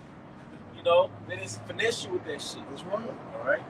And this is 2 Corinthians 4:4. And whom, verse 3. But if our gospel be hid, it is hid to them that are lost. And whom the God of this world has blinded the minds of them which believe not. Because what does a wizard do? A wizard has the power to enchant, cast spells. Yeah. How does he cast his spell? Through the media. That's right. Through television. That's right. All right, those conducting all these experiments in Germany with the TV. The TV was set up to cast. It's a spell on you, man. That's why you have like the cast, a casting company, broadcast. You're broadly casting a spell. Hollywood. Why is it called Hollywood? Casting crew. The casting crew. They're all witches. It's witchcraft. Because where the Hollywood goes into what that Hollywood. The Druids used to use to cast spells. Use as bloods. Yeah. That's why we kind of like the Disney world and all that stuff. It's magical. You know? It goes back to the witchcraft and the sorceries. That's right. That's why the whole country is under MK Ultra. That's right. This picture I had, man, it's like a television. It's a family sitting in front and watching it, but on top of that television was a toilet with a bull sitting on it, man. Basically symbolically saying everything you're watching is bullshit. Dang. You know, at the end of your favorite television show, there's a baby. Like when the TV show, the credits go off, and they show a baby in the womb or something like that. It's like that's us being programmed from the time we were born. What about the line? Yeah, I just spirit. I'm gonna ask you. Well, kind of line used to it's like his cage or something. Yeah, because they showed another angle of it. It was like really strapped down. Yeah. Do you know what that is? I would think us being captured. That's what I think. It's like this is like Titus, like we conquered Jerusalem. Right. That's my guesstimation. Yeah. You know, that's my assessment. You know. So why do we have that? That's right. Why do you have the lion? Yeah. You know? All right. And Esau, what he does, he tells you what he did through science fiction. Because there's so many movies that illustrate what he's done and what he's doing through sci-fi. That's right. All right, go ahead. Back in 2 Corinthians 4:3, in whom the God of this world has blinded the minds of them which believe not, lest the light of the glorious gospel of Mashiach, who is the image of the Most High, should shine unto them. Because basically 2/3 are still under that spell because they're the 2/3. Yeah. We were once under the spell. It tells you is it 1 Peter 4? We once were in darkness. Yeah. But the most part of that luminosity was from Yahawashi tapping into our sight. That's right. You know, he cracking our souls, man, and waking us up, man. He knocking on that door. He knocking on that door, man, and woke us up from this sorcery. This is real talk, man. It tells you that Babylon, you heard about the souls of men. You know, America really, Esau really mastered sorcery. The elites are really wizards, man. Yes, sir. And that whole thing is going to put the whole world under hypnosis through the media, right? Through the school system. I think hypnosis goes back to sleep. You know, to put you to sleep from a spiritual sense, a state of darkness. So you're walking around, but you still can't see what's really going on. Like the ideal of going to work for a fake dollar and pay your bills, and like they have these little actors and YouTube comedians, they'll dress up as aliens, but the stereotypical aliens, and they'll be talking like, man, you know those Earthlings, man. They actually live on a planet where everything is free, but they pay rent, they pay light bills. Like, yeah, you're under the enslavement of the elites. Right? This is Isaiah 29:10, NOT.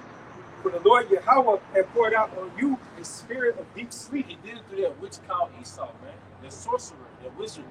Esau's a wizard, man. All right? Deep sleep. Yep. He has closed the eyes of your... Hey, if I can say something, it's so deep, you can try to tell people what's going on, and they still won't believe it. You can show people what's going on, they still can't see it. Hey. All this information on the fucking internet, and you still say, people say, we conspiracy theorists. I like the slave trade, like you just bring it up by the slave trade, you got all the images out there, different history books, things of that sort. They still try to say we got the people in the Bible. Yeah, or they have like cognitive dissonance. They'll say, I know we're the chosen, but then they'll say we're the indigenous. But how can you hold two contradicting doctrines? Right. They're the spiritual coma. Yeah. And so you look up that word, sleep, deep sleep, it goes into, it's Yep.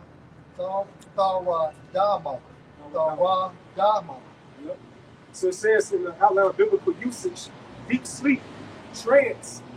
Once you go to the word trance, it says a half-conscious state characterized by absence of response to external stimuli, typically as induced by hypnosis. See, that's what the Most High would put, the prophets in. Certain times at trance, so they can receive that vision. And that's what Esau do on the left-hand side to keep you asleep, or to make you sleepier. You know how you know Jacob's under a spell? Because they'll drive by us like this. So to look at this, like, what is that? Why are they dressed like that? And what is that? What world did you live in to look at us like we're foreign? Right. What world, what spell are you wanting to look at your heritage and your culture like? What is that? So that shows you the Most High work. That deep sleep, it works, man. You got an angel set up like Ben Wallace. Yeah. Blocking everything you try to get, any type of spiritual understanding. What's that shit the doctor be using when they keep you sleep, anesthesia? Yeah. They hit you with, so if they start seeing you kind of waking up, they'll put a psyop out there. That's like Buff Daddy, all that bullshit. That's another anesthesia. Yeah. Put you back down. They hit you with another dose. Yeah. Sleight of hand. Yeah. Well, I had a surgical procedure when I was young. Hey, that shit worked. Because, old boy told me to count to like 20 or something. Yeah. But I was knocked out before 20. And then when I woke up doing the procedure, they hit me again, bro. That's what they do when they put that shit on. They like count to 10. They put the hypnosis. Yeah. That ain't no anesthesia. That's it. They do it through video. That's right. Man, Esau, man, I ain't gonna lie. I marvel at this. That boy cold, man. I marvel at to take something little and say, okay, we're gonna do this on a grand scale. We our forefathers mastered witchcraft. Now we're gonna take this witchcraft and use the cloud technology to cast on everybody. Man, bro. That's why Scripture says it's hard, it's deep. That's right, bro. He put it there. This levels to his wickedness. Yeah, and it's more to Esau than him just being out there in the field in a goddamn deer stand. Yeah, it's more. There's more to that shit, bro. That's Sword what. could be different. Now I'm saying that sword is blessed on the left hand side, could be different fashions. And that's a little country redneck cousin. That's right. So when we see around us, that's the elite little country redneck cousin. But the elites, shit. Yeah. What it say? He cannot sleep unless you call something false. I'm telling you. Think about them power hard workers, man, who really trying to come up in the industry. Yeah. Them niggas don't sleep, man. Them niggas constantly working. Them niggas getting divorced. They getting everything because they focused on their job, man. But that's them elites, man. They trying to get it, man. And what they trying to get? The birthright, man. That's right. All right, this is the book of Numbers, chapter 23, starting at verse 22. Yahweh brought them out of Egypt. He had as it were the strength of an unicorn. Surely there is no enchantments against Jacob, neither is there any. That's the elect. So what Esau is doing right now after the initiation of being born again, there's no enchantments. His narratives doesn't work anymore. His propaganda doesn't work. Because we have been enlightened by the Holy Spirit, that glorious light. Now, so it says, though it was possible, they would deceive the very elect. Yeah. If it was possible. You know? We know it's not going to be the chance. And only the Most High can rock us back to sleep. Yeah. Neither is there any divination against Israel, Right. according to this time. Divination goes into what? Witchcraft. Going back into the television, the music, Christianity, and so on and so forth. Showing you that was in the nation always attempted to put us under some type of spell, man. That's right. They crafty council, Psalms 83. Yeah. They always was in there trying to figure out how they can destroy or keep Israel down. Mm-hmm. It shall be said of Jacob and of Israel, what hath Yahweh wrought? This is Baruch 4 and 2 in the GNT. Turn thee, O Jacob, and take hold of it. Walk in the presence of the light thereof. Trying to take hold of what? This truth. Right? This is the light. This is the way. Yahushua said this is the way. And he comes in the formulation of the scriptures. So you follow Yahushua wherever you go by doing what he says. Right. When you open up the scripture, it gives you the light. It gives you a sense of direction. So Yahushua says spiritual rock back in ancient Egypt. It's not through the spirit. It's like that spiritual light, that we're following. Yeah. Pillar light by day, fire by night. That's it. Or even with that rock when Moses had hit it and the water came out. That's symbolic of Yahushua. Right? Living waters. Living waters. Mountain. Yeah. Yeah. Yeah. And guess what mountain goes into? In Hebrew, what is it? So 2/3 will come and pass by. What is it? You can't get it. You see when they drive past. What is it? Who's there? Who? Yeah. What is that? Who is that? Simple gift. Yeah. Yeah. Drive slow. It's up there. You all up. Yeah, nigga with the old miss, you know you can't tell that motherfucker nothing. You think you tough. So why do they call it Old Miss?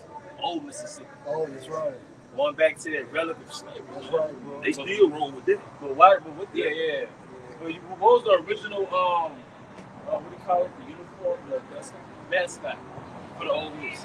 It's like a slave. Slave on You mind what the heck? It's a name for that because it was different tiers for plantation owners, and the richest ones was that one. Yeah. The original mascot. That's the wealthiest slave owner. He like that KFC nigga, man. It does like that You kid. know what I'm saying? But I remember that in school, like it was different tiers for plantation owners, and the richest ones. It says the primary old mascot for the University of Mississippi, Ole Miss, was Colonel Rail, a character of an antebellum plantation owner designed in 1937. Hey, can you Google what was the different types of plantation owners, the different tiers of plantation owners? It was a word. It's not with Y, but it's a word for the different levels of plantation owners. It kind of put me in the mind of your boy on Django. Candyland. That's right. And he was up there, man. Not my nigga. Yeah. Hey, man, it's Mississippi, man. If y'all ever come to Mississippi, go to the Civil Rights Museum. Go to the Black History Museum. Ever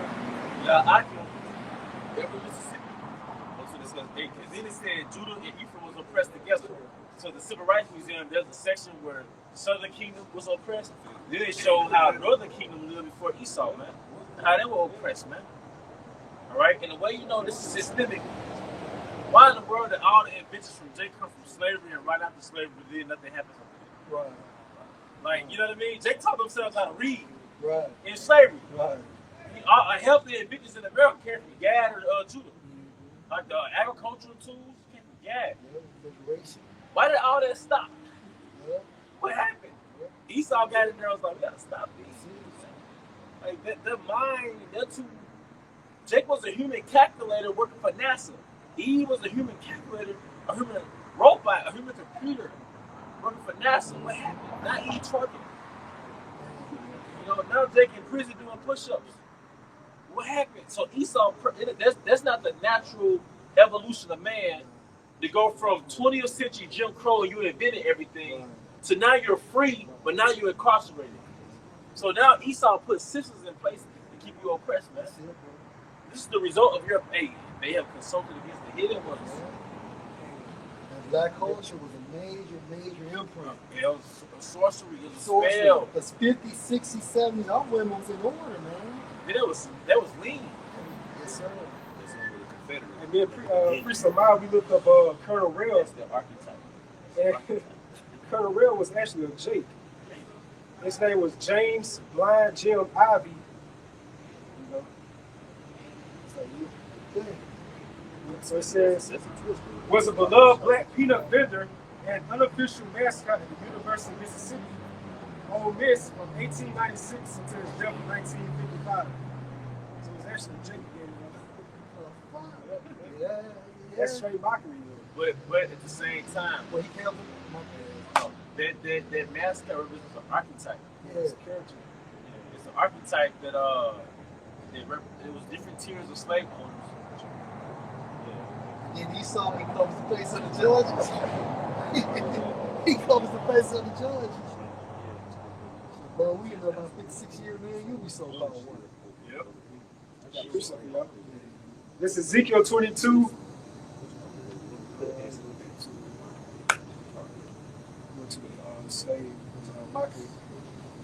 This is Ezekiel 22:4. Thou art become guilty in thy blood that thou hast shed, and hast defiled thyself and thy idols which thou hast made, and thou hast caused thy days to draw near, and are come even to thy years. Therefore have I made thee a reproach unto the heathen, and a mocking to all countries. So reproach goes into a Look at the word like a derision. I'm gonna get more detail. So you look at the word reproach, yeah, like to express a disapproval, or criticism or disappointment. So it was like that widespread or worldwide disapproval of the Most High. Yeah, because we became degenerates. Yeah. We supposed to be kingly priests, or we became young thugs and doctors and football players and homosexuals and so on and so forth. Yeah, to further humiliate us, the Most High, what he did, he cast us out into slavery. Yeah. It was like a humiliation ritual to all the nations. Yeah. So it says, verse 4 again, to the latter part, it says, therefore have I made their reproach, which goes into like a disapproval to the world, unto the heathen, and a mocking to all countries. You see, let's say, the black face in the different countries, especially Japan, they know to do that. Certain Europe countries, they do it as well. You know, look at the mocking going on right now with the Houston rodeo situation. Everybody making mockery of the so-called black woman. Like she's like the face of degeneracy right now. You know? I got one for you, saying to back you up. And this is Joel chapter, no, it's like Job chapter 30 verse 1. It states up, but now they that are younger than I have me in derision. And the younger goes to like being insignificant. Right. They go to the biblical Edomites. That's right. So, but now they that are younger than I have me in derision. Going into that mockery. Whose fathers I would have disdained to have set with the dogs of my flock. That's the nature of it. Right. And we'll go to about the Malus. Yeah. I keep going, bro. Then the Bible reveals Esau's nature. Yeah. He ain't no fucking white man. Right. He's a freak. He's a deviant, man. He's a black man.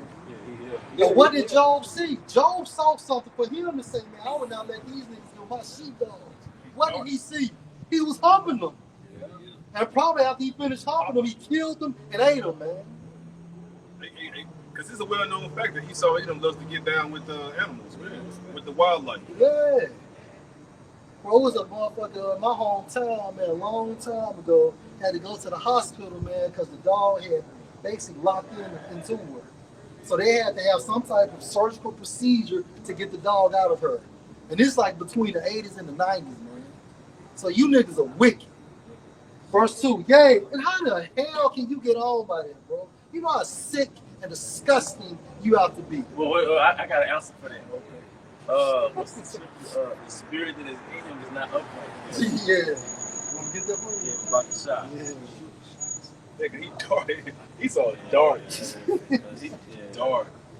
Because his spirit emanates from Satan. Mm-hmm. That's why he don't care about the word. He don't care about the Most High. You got like things like Family Guy, South Park. They're always mocking the Most High. Yeah, because they're offended. They're offended by the Most High.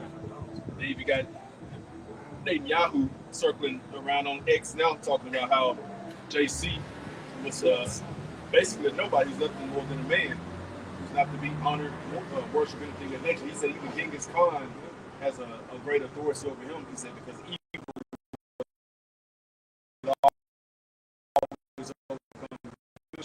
Yeah, that's right. But they are the true people of the rule. But now over there in Israel, in the current state of Israel, you got the Talmud Jews, the so-called Jews, going against the Torah Jews now. So they rise and protesting against one another. So that's 4 different sects. You got Zionism versus Judaism. They're the same people, small head, curly tops. And now you got the inwards, the inland individuals, the Talmud versus the what? The Torah Jews. The Torah, man. To my knowledge, they all hate Yahawashi. What the scripture states about house divine? It shall not stand. Yeah. And this is Habakkuk 2 and 4. Behold, his spirit, which is lifted up, is not upright in him. There's a big deviant, a big pervert running the planet Earth. Yeah. And the outcome is his who he is. How can I put it? The result of the earth right now, the state of the world, is a reflection of the kingdom, the kings of the world. Yeah. I seen this movie some years ago. It was on Netflix. You had this Edomite. I don't know if he was in architecture or what, but he was married to this Elam woman. And basically, he was killing motherfuckers. And so she was asking him when she found out, like, why are you doing this? He was just like, I don't know. It's just in me. Yeah. Just showing you how wicked he is. He's the most created player to do evil. That's all it is. He's the most high created person. Yeah, man. That's why it says Ecclesiastes, that which is crooked cannot be made straight. That's right. Like Pharaoh. Yeah. He was the most high. It said the most high hardened his heart. Right. So the Most High made this man wicked. You know, but the just shall live by his faith. Hey, good faith-based Israelite. That's right. You hear that, Nate? Yep. I go back to Job 30:2. Yea, whereto might the strength of their hands profit me, and whom old age was perished. Because those ancient men, they don't believe in Yahawah Bahashem Yahawashi. They believe in Satanism. Their light of the world is Satanism. And when you think about an old person, an ancient person, a major characteristic that they supposed to have is their wisdom. Esau don't have that. He believes in Satanism. Verse 3. For want and famine they were solitary, fleeing into the wilderness in former time, desolate and waste. Because the dark nation would push them out. That's right, bro. Into the wilderness, man. That's right. He was dwelling in a Caucasus mountain. That's right. That's where you get the word. Where did you get Caucasus? Right. The mountains. Yeah, the Caucasus. Okay. And we're going to find out what you were doing there. That's right. Who cut up mallows by the bushes and juniper roots for their meats. Yeah, the mallow goes to the marshmallows. That's the roots of the marshmallow. You think about when he be camping and stuff like that. Motherfucker roasting that shit and chopping. Yeah, where did they go back to? Now we see. And that's how the Most High also sustained you with that type of diet. Yep, because the juniper roots that's healthy. Yeah, that's how he sustained Marshmallow you. root. Yeah, roots. Yeah, it's a herb, it's a plant. Yep. Another way you know that you're Edomites, I looked up the Khazar Empire. The Khazars, they were like horsemen. They did a lot of travel through horses, but their go-to was raw meat. Their go-to was like raw, uncooked meat. Those are their go-to. And then when you look into the history of Petra, I mean, like they have like dwelling places in carved mountains, in mountain-like regions. And to this day, you will have an Edomite that climb a fucking mountain and will be suspended in the air overnight about 60 or 70 feet high. Why though? Because that's in their spirit. It's their habitation. It's their habitat. Yeah, That's where they feel comfortable. that's right. Skyscrapers, high rises. There was this particular show, and it was showing like the top resorts that you could go to, like the different hotel, cabins type. And the number one most visited resort by those Edomites was a cave theme resort. Why's that? Where the theme was a cave. The nature. Jumping out of airplanes. They hunt. They always going to these like high mountain areas a lot of the time, man. Like Montana. I can't think of it anyway. Wyoming. Yeah, Wyoming, all that, man. Because they look, the rocks of Petra look like that building right there. Mm-hmm. And then why does he have his building so fucking high? Wow. It's reminiscent of those mountains. Especially major cities, like specifically, you got New York City, then you have Chicago, you have Miami. That's right. It is just super dumb to have y'all live in a condo. Oh, yeah, which floor you on? Oh, yeah, I'm on 137 floor. What? You go out to your balcony and your heart beats and walk. Right. It's just dumb. They're getting He was themes. pinpointing out a lot too about the different high rises. It's just Then look at the infrastructure looks like mountains.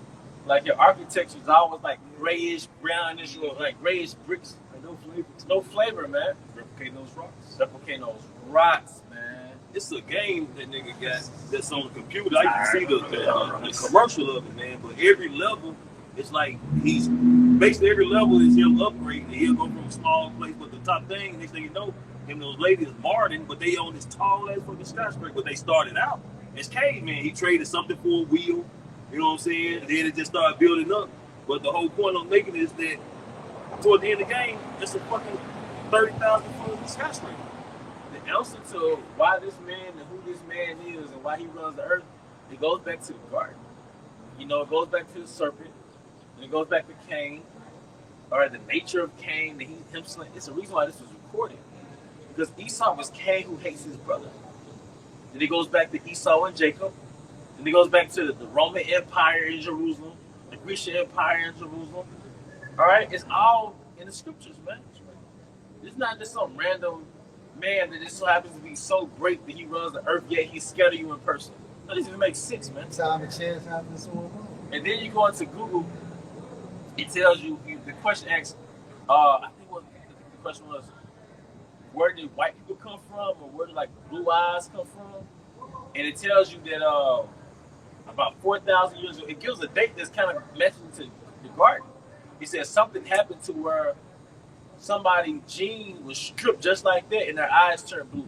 It went from brown to blue, and it tells you that on Google, because people think that a blue eye is a color in itself. No, it's the result of melanin being stripped away. So, but that shows you right there, going back to the scriptures and how the apostles broke it down, man. All right, everybody was so-called black on the planet Earth, brown on the planet Earth.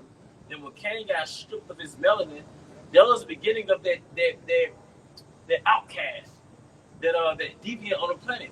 And your strip of melanation, all right, was indicative of you being stripped of righteousness, man. It's like you're that albino, you're that black sheep on earth. But when you came into power, you flipped reality. Yeah. Job 9:24. The earth is given to the hands of the wicked. So now he made leprosy beautiful. Yeah. He made white pure. He made having no pigment pure, man. This nigga not even white. You're cooked. You gotta say, yeah, he's cooked. Yeah. You're like a cooked leper. You're like or uncooked leper. It's dried out. He dried out. It's overcooked, actually. Huh? When you look at his skin, it's peely. It's always flaking, and it's always looking half dead. What happens when the Edomite is in the sun? He's cooked. He's being cooked. Sizzling. He's sizzling, man. That boy be like, oh, don't touch it. Yeah. Come on, man. Oh, don't touch it. I got y'all. Right, bro. Obadiah 1:2. Behold, I have made thee small among the heathen, thou art greatly despised. That's happening now. Yep. Right. That's really happening now. With your boy Donald Trump. DJ. DJ. You know that name. Verse 3. Yep. DJ. You small amongst the heathen now too, because they got missiles too. They got nuclear warheads too. It ain't even the eyes. Yeah. What happened when that 130-pound Jake got a strap on him now? Yeah, don't strap. Yeah. You know, They telling you no to your damn face all over the internet, all over the nah. This ain't our war. You figure it out. what happened to Denzel Washington character in Training Day when all the blood was surrounding him? Oh, locked up. But everybody was looking at him like, bro, you ain't shit. Yeah, you ain't that guy no more, man. I put cases on all you niggas. And so basically, other nations is telling Donald Trump, like they told the boy, Denzel, you gotta put your own work in, man. You gotta put your own work in, man. Verse 3. The pride of thy heart hath deceived thee, that thou dwellest in the clefts of the rock. The pride of his heart deceived him, man. He always thought he was gonna be a powerhouse. Yeah. You know, his pride, you know what I'm saying, made him think that just because he tell the other nation to come to his aid, that they was coming like they used to. Yeah. But they giving that nigga the finger, the middle. And the worst and a bad feeling is when you can't see yourself that you lost a step. Right. You know what I'm saying? You still think you that dude 30 years ago. Right. You're a shell of yourself. You're a shell of yourself, but you don't see you. You see where how platform opinions and shit. Well, you know how Looking in the mirror. when Eve 50, 60 years old, but she try to dress like a little young chick. But in her view of herself, like I'm still that 20-year-old. The dad did. Yeah. That's how my grandmother used to do back in the day. Mama still got it. Mama still got it, babe. I see. Grandma be up there doing little sit-ups and shit. Bro. She like 60 years old. We've been squatting, looking at each other. Like, sit-up. You know what? That's your father to be 60 doing sit-ups. Yeah, bro. Yeah. That's the healthy way. That's the right. You know what I mean? Yeah. That's right. And drinking a gallon of bright and early. Bright and early. But America, but Esau's the old whore, the old thought that in her view of herself, she still thinks she Lil' Kim from the 90s. Right. You ain't Lil' Kim from the 90s. You still a whore. Yeah, you still a whore. When you drop that bottom, that shit drops now. You got that scrambled egg stomach now. Right. But you ain't. Yeah, but you that old hoe at that strip club walking to that pole. You know, walking to that pole, you know? That's up on stage. Yeah. Hey, now one Jake pulled up that seat to go tip you, man. But in your mind, you still that one. But that's Babylon, man. Yeah. You know? Yeah, you know. You gotta give her the bun. Yeah. Bring her back. Way down there twisting. It's Like he at the casino or something.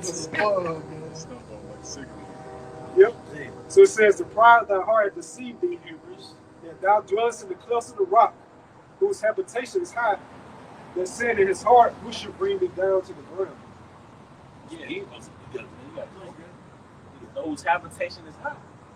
All right, because ultimately, what? Because it also he said it's next upon the stars, the satellite. That's right, bro. Then now he got a military division, space division out there. You know, After before that great fall, you know, you have that pride first. pride go before a fall. You know? Isaiah 2:11. Human pride will be brought down, and human arrogance will be humbled. The Most High kept receipts of the results of pride. With Egypt, people are still going into Egypt as a museum to this day. So, you know what? And then when Ishmael, the so-called Arabs, took over Egypt, you know what they did with those Egyptian kings? They sold them at marketplaces. But look it up. These great kings that were perceived as gods, they're mummies. They were sold in the market, in Arab marketplaces. Another nigga took over your kingdom and just sold you. Your shit is relics, man. And then he just like, Edomites to come in and just have you on the exhibit. King Tut, exhibit. A little Edomite with big glasses can watch you. A little third range. Come on, man. You think America's going to be different? You saw Planet of the Apes 1968 edition. The arm of the Statue of Liberty left. You know, and Charleston Hester? He had the perfect Edomite character. He was proud through the whole movie. To the end of that picture. Then you saw the relic of the Statue of Liberty. Did it? It says, Isaiah 2:11, NLT, human pride will be brought down, and human arrogance will be humbled. Only the Lord Yahawah Bahashem Yahawashi will be exalted on that day of judgment. What's going to bring Edom down? What's going to bring his pride down? Thermonuclear missiles. Let's show up the second chapter. Yeah, the chariots. Yeah. Because see, the missiles going to hit America. It's going to be intercontinental going both ways. But the chariots, there's a saying when the smoke clears. Right? Because when America gets destroyed, it's going to be an ambitious race to be the next world power. You did a lesson on that, man. But guess who's going to be the next world power? Hater to love it, the underdogs on top. You know, when Larry Bird was on top, they never knew that a Jordan was going to come behind him. Right. When, what's his name? Babe Ruth. But I'm thinking about the basketball player from the 80s. Magic. Like, him too. Forgive me. Eugene is somebody. Basically, like that decade before, that era before Jordan, they didn't know there was going to be a Jordan. But Like, you only can see you during that time. yeah, you're going to see it through that time frame. They didn't know, man. So, this era now, you didn't know that the next world power is going to be so-called black, so-called Native American, so-called Latino American. You know, you didn't know that. You know, but we in the gym training right now. See? Verse 12, I'll read this in the KJV. For the day of the Lord of hosts should be upon everyone that is proud and lofty. And you know what, too? When King David was just a shepherd boy, Philistines was in power. And they had their champion Goliath. They were haughty. They were prideful, man. And Goliath was out there talking shit for how many days? You go into the history, we read over it. Goliath was just talking shit day after day, man. Yeah, he was taunting them, man. And guess what? The Israelite army was shook. So when the Philistines was on top, they didn't know that those shepherd boys was gonna come. They would come. Next shot. Yeah, go ahead. With they so-called greatest warrior. Yep. Back you up. Ecclesiastes 47:1. And after him rose up Nathan to prophesy in the time of David, as is the fat taken away from the peace offering, so was David chosen out of the sons of Israel. He played with lions as with kids, and with bears as with lambs. Slew he not a giant when he was yet but young? And did he not take away reproach from the people when he lifted up his hand with the stone and the sling? Hey, what was Yahawashi's chariot referring to? Stone. Stone graven without hands. Right. So you see the house of David right now in real time, slinging that stone, which is Yahawashi. Yep, and it's right now it's spiritual with the word. So Yahawashi really gonna be. That's right. That's breaking the image of the beast. That's right. Damn. And then America's the line. Oh yeah, that's right. That's right. Coming from, you know, the unexpected. Everybody thought Dave just looked puny. Yeah. You know, who would think a little shepherd boy gonna do anything? He never been in battle. He ain't a warrior. So you know, that's how we looked at the most known unknown. Hey, to back up, even Samuel looked at him. You know, he was overlooking him. Right, and right. Most I said, no, I don't look at man like you look at man. I look at the spirit. Because the last guy looked like that guy. Yeah, That's right. King Saul looked like that. Yeah. Like that boy. we been brothers. Yeah. Been brothers. Yeah. And But then imagine how mighty they were. right. And King David was still young. He was a stripling, Yeah. meaning he ain't been filled out yet. You know, he probably had the narrow, wide frame, but he had no weight on him. Yeah, This 1 Samuel 17, 14, 40, 16. And David was the youngest, and the 3 eldest followed Saul. But David went and returned from Saul to feed his father's sheep in Bethlehem. And the Philistine drew near morning and evening and presented himself 40 days. Talking shit. Yeah, talking shit. 40 days. And then your boy Saul was shook. He didn't want no smoke with it. Go ahead. And NLT says, for 40 days, every morning and evening, the Philistine champion strutted in front of the Israelite army. Who wants some of Debo? Yeah. Take your chain, take your chain. Bro, hey, Friday, right? Yeah. All right. Look up the word Babakashah, because Craig knocked out Debo, That's right? right. Babakashah, look up the word Craig, Oh, boy. you know? And I want to say look up the word Debo. Definitely look up the word Craig, man, because I went into this, man, with the spirit, man. Because he hit Craig with a brick. Damn. See? So from Edinburgh Online, for Craig says, surname 12th century, a Scottish form of crag, which is spelled C-R-A-G-G, literally dweller by the steep rocks. Yep. Well, about the steep rocks. So I remember looking it up and it went back to rock. Yep. You see? But like, what did Craig hit Debo with a brick? It's basically like a form of a rock. Yeah. Debo means to beat up. Yeah. To bully or beat up. It means to overpower, intimidate, or physically assault someone acting like a bully. That's a Goliath for 40 days. That's right. And Craig is because I think certain definitions straight up say just rock. Yeah, it says right here from crag, a steep, rugged rock.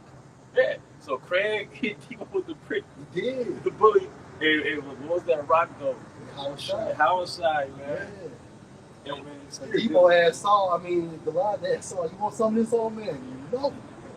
So, No. and when D-Ball was knocked out, all right, right, everybody was in awe, like the whole neighborhood. And then they rejoiced. Yep. And who was the neighborhood? The other nations, the world. When America gets destroyed, the whole world gonna be in awe, like, oh shit, you did it. They're gonna be mad like that. Our cash crop is, you know what I mean? But You know, something when Smokey and Red was in the course. What Smokey say? You'll be doing that around the niggas in the back, around the corner. Yeah. Go to those other nations, man. Yeah. You want to fuck with Russia and China like that. He only do that shit to beat me know. Yeah. That's spirit heavy, man. Yeah. How can you extract something spiritual from a nigga movie? yeah, You gotta be the spirit you dealing with. spirit, man. Yeah. Listen, I would never thought about that. Yeah. Craig Debo. It's spiritual. That's So right. all the movies be spiritual. That's right, man. But Even Friday is spiritual. even Friday was That's spiritual. crazy. If everybody watched Friday, all the Israelites Yeah. watch Friday. And what's the what she was gonna say? Because just because how has the fallen, how has the ceased?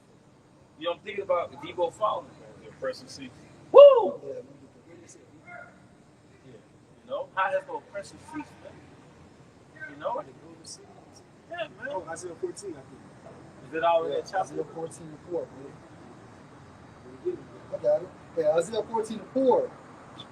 That you shall take up this proverb against the king of Babylon and say, how has the oppressor ceased? The golden city ceased. You got knocked the fuck out. Give me my motherfucking shit. Like I said, going back to Revelation, bro, when this was in America. They're gonna be like, oh. And it's funny how Chris Tucker's character name was Smokey, but it's like he was in Debo's face, like smoke. You know what I mean? Like America filled with smoke. You gotta do a video from there. Well, I did. You gotta do a So another one, yeah. You know how a movie, you put a movie out but nobody watched the other scenes? Like it went to the bedtime. But but yeah, Smokey was in his face, like, you got knocked the fuck out, you know? But it's like, damn, his name was, now that I think about it, his name was Smokey, you know? And this is Luke 10 and 18. And he said unto them, I beheld Satan as lightning fall from heaven. Hey, how is Satan, which is Esau, Edom's kingdom, all right, well, his rulership is lightning. What happens to where lightning? Because in Revelation it said in how many hours? 60 minutes, 1 hour. But they gotta listen, man. Right. You don't teach you to get on your ass on the petty shit. Yeah. Man, I know what you. I know you were teaching. I was wrong with that one. I heard that one. Yeah, in 1 hour, because it's only take 60 minutes. The Spirit keep bringing Joel back in my mind, bro. Joel, we really close down this chapter, man. I'll run that back. You know, Joel 2. Okay, you can go do it too. Yeah, because it's going to the missiles. Of 1 hour, America's gonna get destroyed. And that's fast, bro. That's fast. Well, I mean, a gigantic landmass this size to be destroyed within an hour? It's like 6,000 miles in length. It's 3,000 from east to west and 2,000 north to south. East to west, man. Yeah. So 3,000. Come on, man. In 1 hour, man. That's why it's called the Lake of Fire. Yeah. From a sky view, a satellite view, it's like a burning lake. Great city. And I was taught growing up, like, that's like another type of hell, you know? Going there, the church is like, yeah, that's got the hell, you got the lake of fire. Like, okay, that's it. They're going to be in there. Yeah, good. All right. Romans 9:28. It says, for he, referring to Yahawashi, will finish the work and cut it short in righteousness. Because a short work with the Lord Yahawashi make upon the earth. Destruction of Americans, right? You know, it was a movie gone in 60 seconds. America's going to be gone in 60 minutes. Yeah,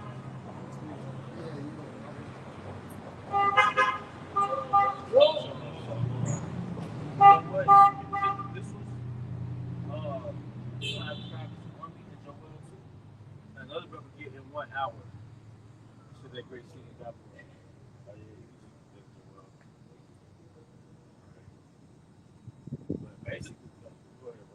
This is the book of Joel, chapter 2. I started verse 6.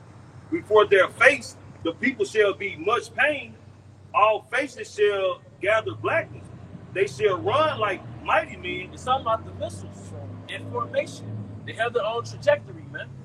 All right, they have their own trajectory, their own target. These are the intercontinental ballistic missiles. and look how, in those ancient movies, how those mighty men will run. Yeah. They're shaped and strong. And they look mighty and powerful. The ground be shaking. Yeah, the ground shaking because there's so many of them at one time. Because those ancient armies, it might have been 100,000 men on the ground in one army. Yeah. Like the Persian army. Yeah. You said 300, man. Hey, remember with shaking on my bad, what they're not to say, Persians. Because the ground shakers are known Persians. And they had the elephants too, didn't they? That's right, they had them elephants. They shall climb the wall like mighty. They shall climb the wall like men of war. Because look, in the ancient world, you had what? Fortified walls to protect the city. And then what's equivalent to that now is those so-called missile defense systems. So basically, it's going to penetrate those. That's right. There's no wall villages. That's no more villages. And they shall march every one on his ways, His trajectory. Yep. And they shall not break their ranks. They going to all hit their targets. That's right. And we'll say in Hebrews, how the Most High is a consuming fire. That's Which right. goes to our spirit, but be directed those nuclear missiles. Right. They will hit every designated target that he pretty much decreed for them to hit. Yeah, so the Most High is going to perfect that guiding technology. That's right.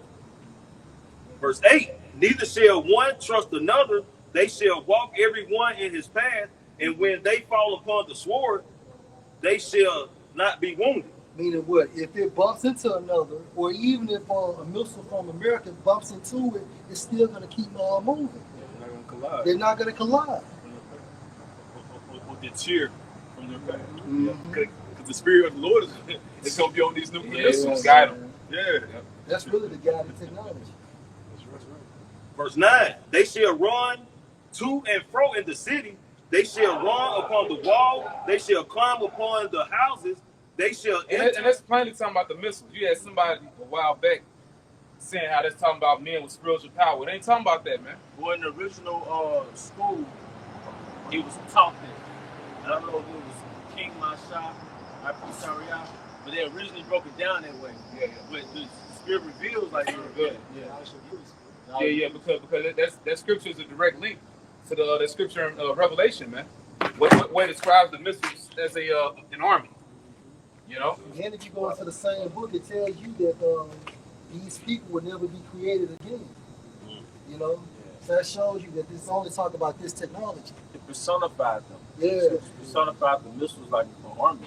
Yeah. Fire devour before it, behind a flame burner. Because you know, Joel, man, he didn't know he didn't have the vernacular, he didn't have the terminology to describe it in today's terms. He saw it and wrote it how he saw it. Yep. You know? They shall enter at the windows like a thief. The earth shall quake before them. The heavens shall tremble. Well, as there's written, the Lord is going to come as a thief in the night. You know? And they said the Lord is a flame of fire. Yep. Did they say Yahawashi came to bring fire? Yeah, he came to set fire on the earth. And what is that fire he's sending? So you know what Joel saw? He saw like was similar to a movie scene. He saw missiles hitting tall buildings. He saw missiles hitting neighborhoods. He saw children playing and then missiles hit. That's why it says in the scripture, I would destroy the people with the besom of destruction. Which the besom is like a boom. Yep. All right, and that's that nuclear wave, man. All right. Go ahead. All right. It's Haggai 2:6. For thus said the Lord of hosts, yet once it is a little while, and I will shake the heavens and the earth and the sea and the dry land. And I will shake all nations, and the desire of all nations should come. And I will the kingdom. Because really everybody wants the kingdom. And spirit be on you to get into it as one, like, the whole earth miserable. Everybody complaining. You know what I'm saying this ain't life, you know, just giving up. So the desire of all nations, really everybody wants this to happen. Whether directly or indirectly, man. Because something in everybody's spirit, they know it's the truth. You know? And it's the only way the planet Earth is going to get healing, man. They know the planet Earth is oppressed. The nations on the planet Earth is oppressed under these current rules, bro. Yep. I remember that old video came out like over a decade ago over there in Jerusalem. That woman, she was saying, we need you all over here. You know? Got you. Real quick. This is just to back more about the missiles. Joel 2:27. And you shall know that I am in the midst of Israel, and that I am Yahawah your power, and none else.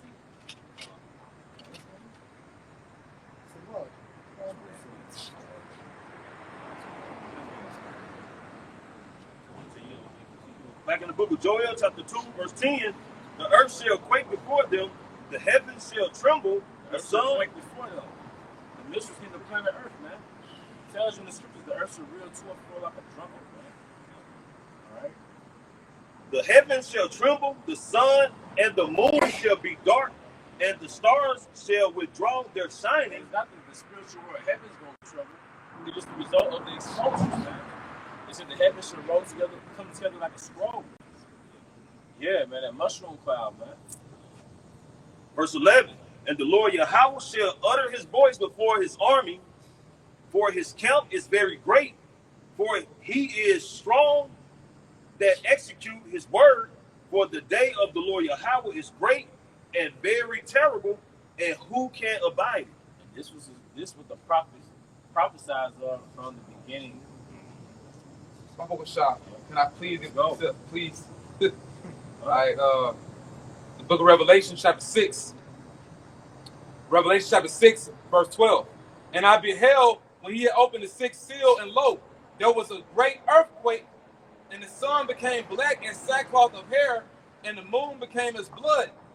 And the stars of heaven fell unto the earth, even as a fig tree cast of her untimely figs, when she is shaken of a mighty wind. And the heaven departed as a scroll when it is rolled together, and every mountain and island were moved out of their places.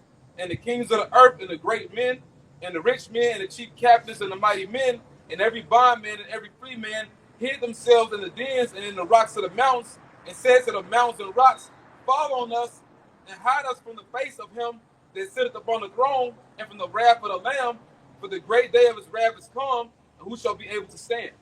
Yep, and that's the result of thermonuclear missiles hitting America, but also overseas. That's why they at least have nuclear bomb shelters. All right, because they know what's about to happen, man. All right, but that's basically that's a description of the impact of thermonuclear destruction, man.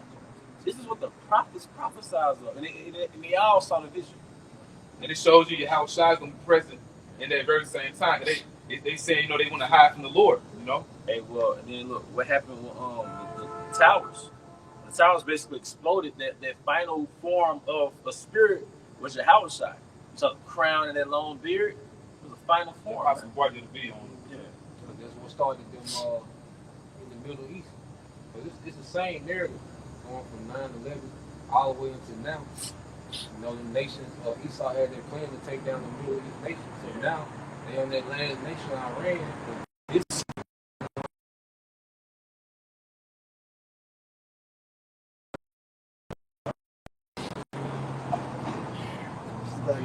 This is Joel 2:2. A day of darkness and gloominess, a day of clouds and of thick darkness, as the morning spread upon the mountains, a great people and a strong.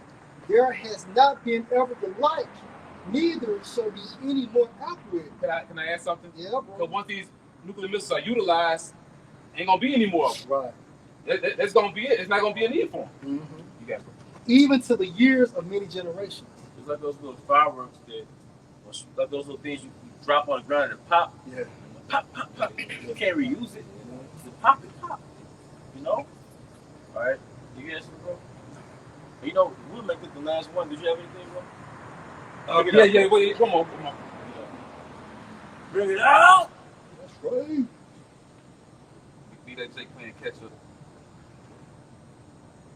All right, this is Revelation chapter 9 and verse 13.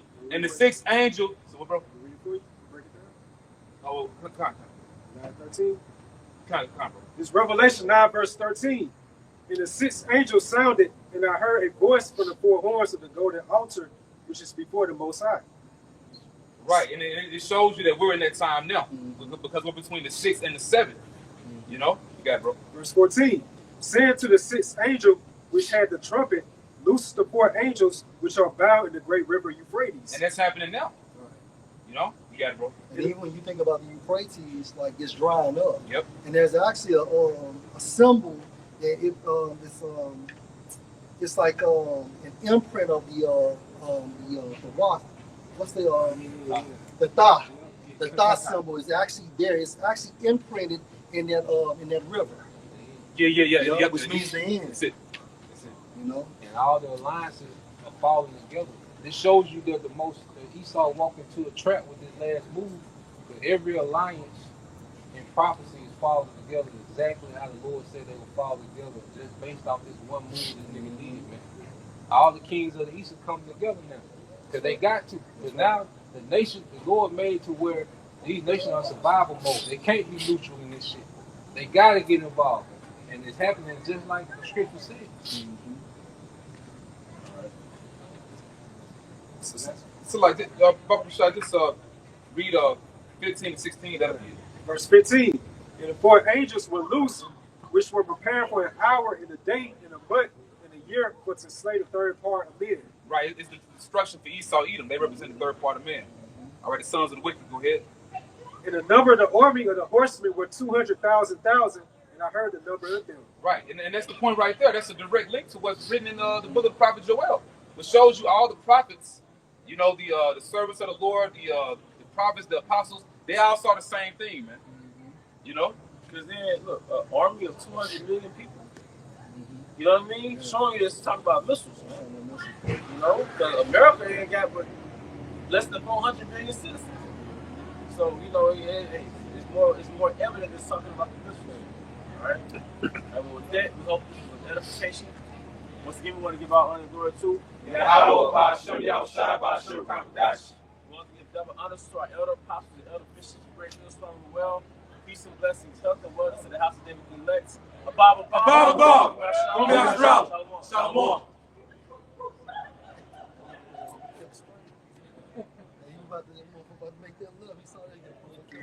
man.